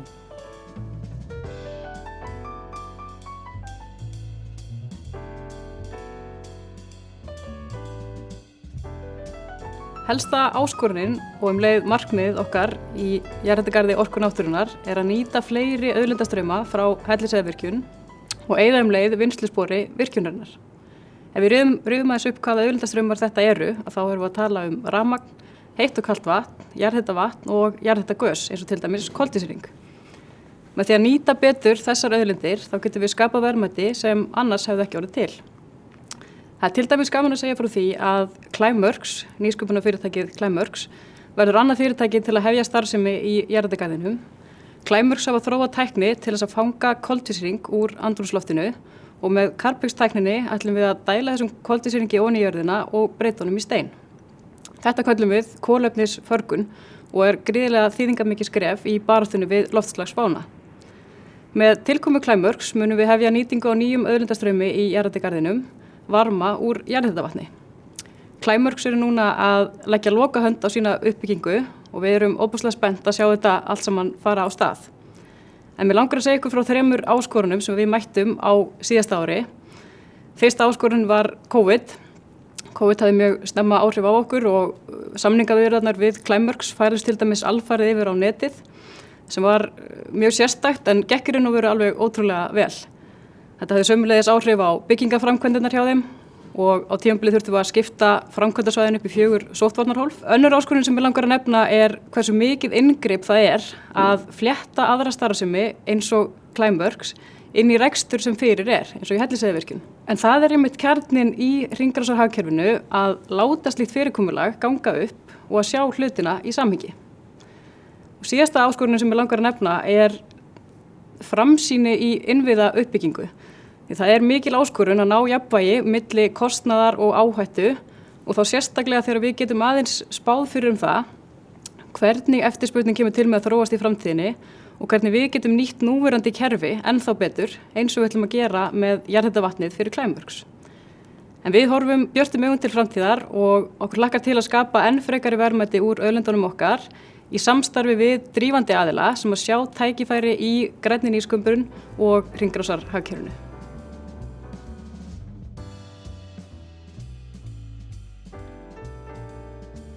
Góði gestir, fyrir ári síðan deildi ég með ykkur markmiðum okkar fyrir komandi ár. Árið var rétt að byrja og við full af orku og klári stórsigra. Markmiðið var skýrt, að ferðast heiminn og kynna nýsköpun okkar, nýja tækni sem byggir á orkuskiptum í endurvinnslu. Eins og sannir víkingar horfðum við áhugasöm út fyrir landsteinana og sáum tækifæri í hverju horni. Auðvitað gerðum við það.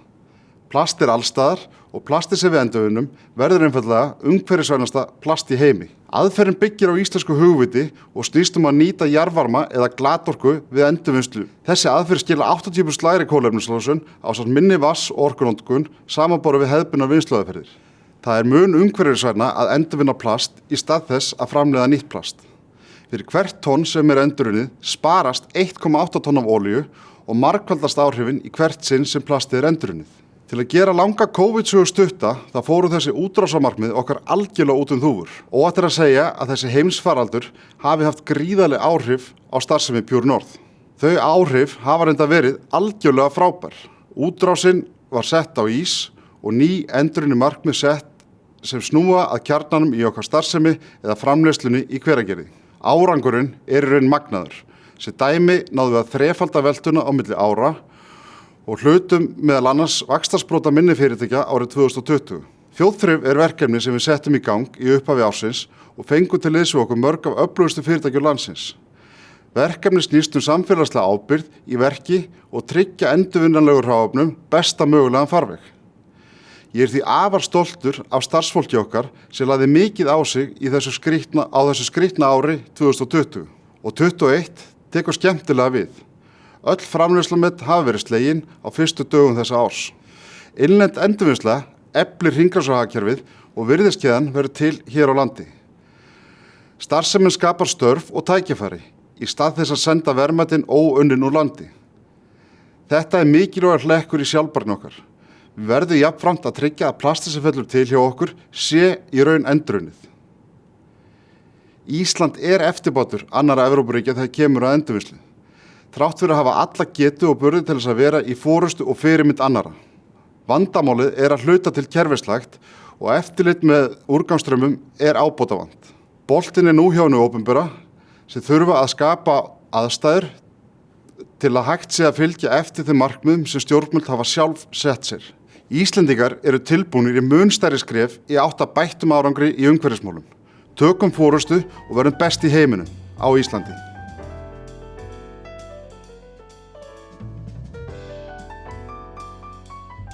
Hjá Össuri starfa 4.000 manns í 26 löndum. Við vinnum að ýmsum verkefnum sem styðja við hringrásarhagkerfið eins og að draga úr úrgangi frá okkar rekstri og auka endurnotkun og vinnslu og að minnka umhverfisáhrif frá okkar vörum og umbúðum strax á hönnunarstigi. Og hver þá staðan í dag? Jú, við hófum samstarf við Pure North á síðasta ári endurvinnslu á plasti hér á Íslandi og erum byrjuð að senda plast frá bæði framleiðslu og notuðum vörum.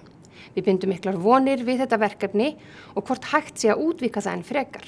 Annað verkefni sem tengist úrgangsmálum kaup á pappatætara til að nýta bylgjupappa sem fylliefni í vörusendingum á milli okkar starfsstöða. Þannig nýtum við verðmæti sem falla til innanhús, framlengjum notkunarfasa bylgjupappans og hættum að nota bóluplast í ákveðnum sendingum.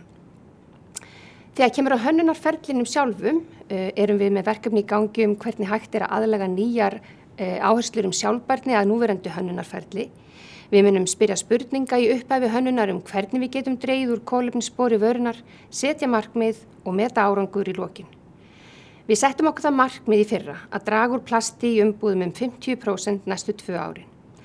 Í dag erum við langt komin með umbúðagagnabanka fyrir allar okkar umbúðir sem eru grundvöllur þess að geta sett töluleg markmið og meta árangur til framtíðar. Gott dæmi árangur sem hefur nú þegar náðst í umbúðamálum endurhönnun umbúða á Proflex vörulínun okkar. Í fyrsta lagi eru nýju umbúðirnar 10% léttari en þær gömlu sem þýðir bara minna flutt á milli staða, minni losun. Í öðru lagi núna 50% af umbúðunum úr endurunnu efni og í þriðja lagi var allt pólíúrethan plast fjarlægt sem auk umhverfisáhrifa tekur mikið pláss í vöruhúsum og getur skapað þar brunahættu. Að auki hefum við innleitt endurvinnslumerkingar á umbúðir í ákveðnum vörum og hvetjum þannig okkar viðskiptavini allan heim til að koma umbúðunum í hringrás og endurvinnslu. Við horfum hugrökk fram á veginn og erum alltaf að skoða og innleiða nýjar lausnir til að minnka okkar kolefnisspor og styðja við sjálfbæra þróun og hringrásarhagkerfið. Allt styður þetta við hagkvæmni og skilvirkni í rekstri sem þýðir í raun bara góður business. Auk þess þurfa allar slíkar breytingar að vera innan ramma laga og reglugerða því mjög strangar reglugerðakröfur gilda lækningatæki sem mjög eðlilegt og öryggi vörunar alltaf í fyrsta sæti hjá okkur. Við horfum hugrökk fram á veginn og ætlum að innleiða nýjar lausnir til að minnka okkar kolefnisspor og styðja við sjálfbæra þróun og hringrásarhagkerfið.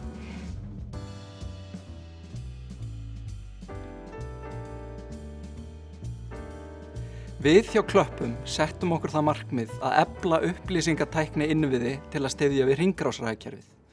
Það sem við höfum gert að þróa hugbúnaðarlausn sem myndar ákveðna upplýsingabrú á milli fyrirtækja og sveitarfélaga annars vegar og úrgangsvinnsluaðila hins vegar.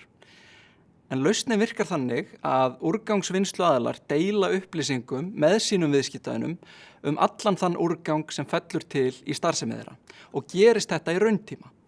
Þetta auðveldar auðvitað fyrirtækjum að fylgjast náið með þróun úrgangsmála í sinni starfsemi og að koma auga á tækifæri til þess að draga úr sóun og þannig styðja við hringrásarhagkerfið. Svo líka gaman að segja frá því að á síðasta ári tókum við þátt í loftslagsmóti í Ljúblíanaborg með slóvensku fyrirtæki. Þetta sem sagt svona hugmyndasamkeppni þar sem hugmyndirnar snúa að sjálfbærnimálum. Hugmyndin sem við fórum með í keppnina hugmynd sem við hjá Klöppum höfum verið að móta í smá tíma en hún snýr að því að nota stafræna tækni til þess að auka umhverfis- og gagnalæsi í grunnskólum og þar á meðal þekkingu á hringrásarhagkerfinu. Til þess að gera langa sögu stutta þá sigruðum við í keppninni í Ljúblíana og ekki nóg með það heldur var keppnin hluti af alþjóðlegri keppni sem kallast Global Climathon Awards. En þar taka þátt verkefni sem öll höfðu sigrað loftslagsmót í sinni heimaborg en voru þetta eitthvað 140 borgir. Eftir mikið og strembiferli erum við nú komin í þriggjalega úrslit í þeirri keppni. Og þegar þetta myndband verður sýnt þá verðum við sennilega búin að fá lokaniðurstöðu. Hins vegar, burt séð frá keppninni, þá ætlum við að setja þetta í framkvæmd. Svo þið með alveg búast við því að fá að heyra aðeins meira af verkefninu í framtíðinni.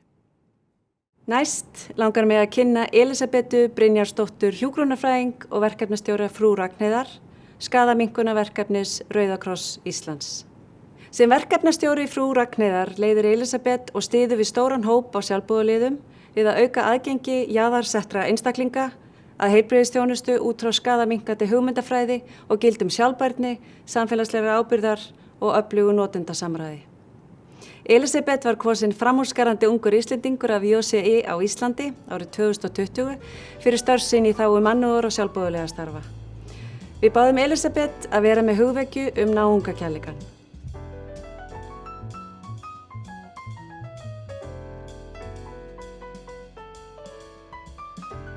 Innra með okkur býr kjarni okkar.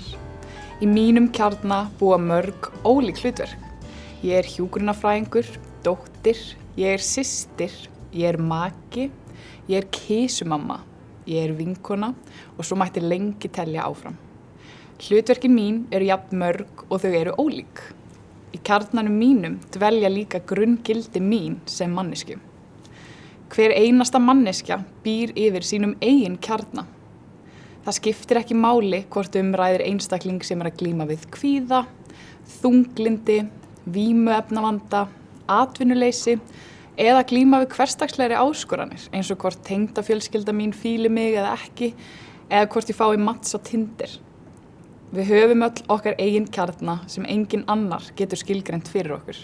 Kjarnar okkar flækjast svo oft eftir því hvað gerist í lífinu eða þeim aðstæðum sem lífið býður því miður upp á.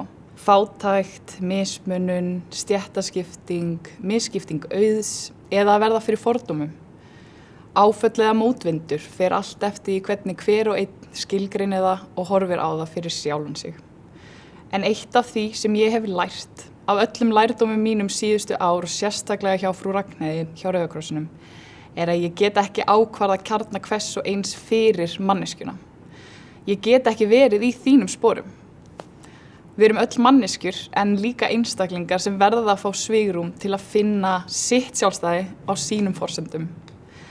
En þar flækja stundum málin. Staða einstaklings í samfélaginu flækir málin. Landið sem þú fæðist í flækja málin. Þetta er aldrei svart-hvítt, alveg eins og raunveruleiki hvers og eins er ekki svart-hvítur. En stundum, þó við séum öll með okkar kjarna og okkur ber frumskylda að hlúa að honum til að halda áfram í lífinu og á móti öllu því sem lífið býður okkur upp á. Verðum við að hafa hugfast að kjarni okkar tilheyrir stærra samfélagi með mörgum ólíkum kjörnum. Samfélagi sem stendur frammi fyrir loftslagsvá, auknum ójöfnuði, aukinni tæknivæðingu og áskorunum sem fylgja því, heimilisleysi, flóknar þjónustu þarfir allra sem þurfa einhvers konar stuðning og velferð allra. Ég heiti Elísabet, ég er hjúkrunarfræðingur. Eitt af hlutverkunum sem skilgreinir minn kjarna, að vera hjúkrunarfræðingur, getur haft áhrif á samfélagi heild sinni. Mitt hlutverk í starfi er að stuðla að velferð annara á þeirra forsendum og tryggja að manneskjan haldi reisn í gegnum lífið. Sama hver forsagan er. Í raun stuðlað sjálfbærni einstaklingsins. Siðareglur hjúkrunarfræðinga eiga að tryggja fordómaleysi og ég fylgi þeim sem fagaðili. En ég get líka fylgt þessu sem einstaklingur sem tilheyrir stærra samfélagi. Stíga út fyrir þægindarammann, sýna hugrekki í sífellt meira krefjandi aðstæðum, standa með því sem er rétt og standa með mínum gildum. Við verðum líka öll saman að vera hugrökk við að hugsa þetta í stærra samhengi en bara Ísland. Vera óhrædd við að hafa kjarna allra á bakvið eyrað. Ég vil því hvetja ykkur til að prófa það á ykkar forsendum. Takk.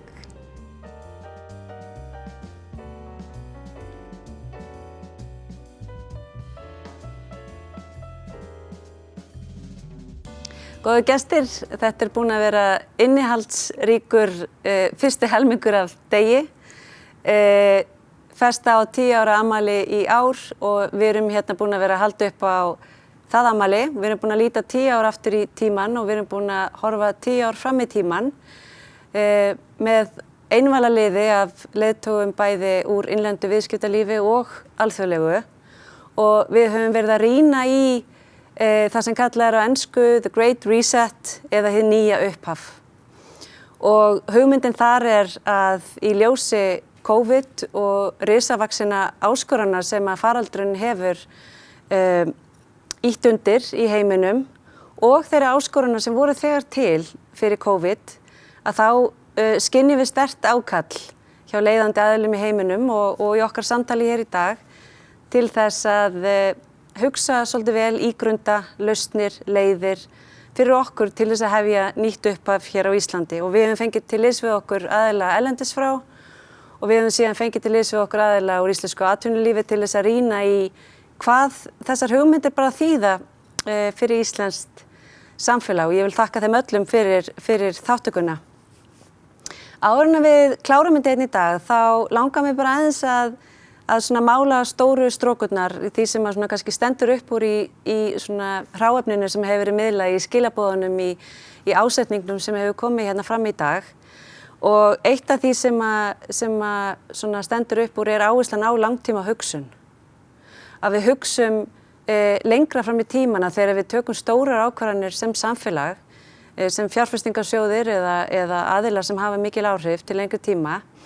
Að við hugsum það hvaða áhrif ákvarðanir okkar hafa á fólk og náttúruna til lengri tíma. Þetta þýðir til dæmis að ársfjórðungsuppgjör hjá fyrirtækjum er í mikill endurskoðun víða heim og líka hérna á Íslandi og það er alveg líklegt að sú þróun haldi áfram. Og það þýðir líka að það verður til ákveðin þolinmæði í fjárfestingum og fjármagni og stjórnum hjá slíkum fyrirtækjum sem að vilja þrepa sig áfram með einhvers konar langtíma sjónarmið í huga. Við höfum líka heyrt mikla áherslu lagða á ekki bara að fyrirtæki og stofnanir og stjórnvöld setja sér markmið, heldur líka að þau setja sér mælanleg markmið. Og þetta eitthvað sem að sífellt fleiri fyrirtæki að gera, til dæmis á sviði loftslagsmála. Og við vorum, held ég, öll sammála að spurningin ekkert hvort, heldur bara hvenær og hversu fljótt. Við erum öll á þeirri vegferð og það alveg ljóst í miklu stærra samhengi hvort sem að tengi samanburða fyrirtækjum, fjárfestingakostum eða uppgjöri fyrirtækja, að þá vex alltaf áherslan á mælanleg markmið og sýna fram á árangur. Síðan fannst mér áhugavert líka að við töluðum við stjórnendur mjög spennandi fyrirtækja, til dæmis eins og Menika og Marels, sem að starfa bæði alþjóðlega og eru með höfuðstöðvar á Íslandi, að það kom sterkt fram að þegar að nýsköpun hluta menningu fyrirtækja og bara stöðugur ásetningur að stunda nýsköpun, þá lifa þau betur og lengur og þau eiga betur, oft í betri tengslu við samtímann þegar það fer saman og bara heiminn sem við búum í, að þá eru þau betur í stakk búin að grípa tækifæri þegar þau svo rísa upp. Og þetta er rosalega mikilvægt að hafa í huga líka og ég gerir ráð fyrir að það tengist bara þessari langtíma hugsun og að vera í tengslu við samtíma sinn. Það hefur líka komið fram að það skiptir máli hvernig við viðum að okkur þekkingu. Grái nashyrningurinn, hann miklu augljósari, hvernig hann horfir í augun á okkur þegar við erum með breiðan þekkingagrunn, hvort sem í gegnum teymin okkar eða við sjálf. Svo kom líka skýrt fram mikilvægi þess að taka af skarið, að hafa hugrekki til þess að fylgja einhvers konar samfæringu á vegferðinni í átt að sjálfbærni, vegna þess að við hjá Festu höfum svo oft lagt áherslu á það að sjálfbærni vegferðin bara vegferð sem við erum öll á. Það enginn búinn að mastera þetta. Þannig að þora að taka skarið og hafa hugrekki til þess, það verður oft bara til þess að fleiri fylgi og líti til þess og gerir slíkt hið sama. Þannig að það ekkert síður mikilvægt en að setja ný lög og einhvers konar hvatningar inn í hagkerfi til dæmis eða hvaðan sem það kemur. Við ræddum líka viðhorfsbreytinguna, að það eitthvað sem við bara þurfum öll að taka til okkar. Við vitum það að tíminn knappur þegar kemur sérstaklega að hamfara hlýnun, loftslagsvánni, en líka í mörgum hlutum heims bara vaxandi ójöfnuð. Og eins og við heyrum frá Sasja Berslik, einn af ræðumönnunum okkar í dag, að þá vitum við þetta. Við höfum vísindin, við höfum tölurnar, við höfum þekkinguna og góðu reynsluna og við getum þetta ef við viljum. En aftur, tíminn knappur. Varðandi Ísland, að þá kom líka skýrt fram að smæðin okkar getur verið styrkur. Á því leikur enginn vafi. Við höfum sterkt stoðkerfi og við erum velferðarkerfi og það var lögð áhersla og við ættum að nýta smæðin okkar sem styrk núna á allra komandi misserum til þess að marka okkur góðra samkeppnisaðstöðu í heiminum. Það hefur verið lögð mikil áhersla á skýra framtíðarsýn sem við getum öll komið okkur saman þvert á hagsmuni, geira og þekkingargrunn. Síðan það hún Elisabeth sem fór hérna áðan með hugleiðingu náungakærleikann og hún náttúrulega að vinna ótrúlega magnað spennandi starf, eins og líka bara svo margir Íslendingar. Íslendingar vinna að jafnaði mjög mikið í það sem kallað starf 2, sem að mestu sjálfboðastarf. Þannig að ég veit að þið kannist öll við þetta að skynja kjarnan sinn og skynja kjarnan í öðrum og þessa mennsku og sýna mennskunni virðingu og stiga hvort annað, og vegna þess að það hefur alltaf verið mikilvægt í okkar samfélagi og mun ekkert síður halda áfram að vera það. Mér langar til þess að þakka bara samfylgdina í þessari ráðstefnu í dag. Mikill heiður að fá að hitta ykkur öll og vera með ykkur og kannski bara enda á einkunnarorðum Festu. Allt sem þú gerir hefur áhrif. Og ef þið vilja kynnast störfum okkar betur þá erum við með samfélagsábyrgð.is og Janúarráðstefna Festu 2021 verður áfram hægt að horfa á samfélagsmiðlum okkar og á heimasíðu Festu. Takk fyrir mig.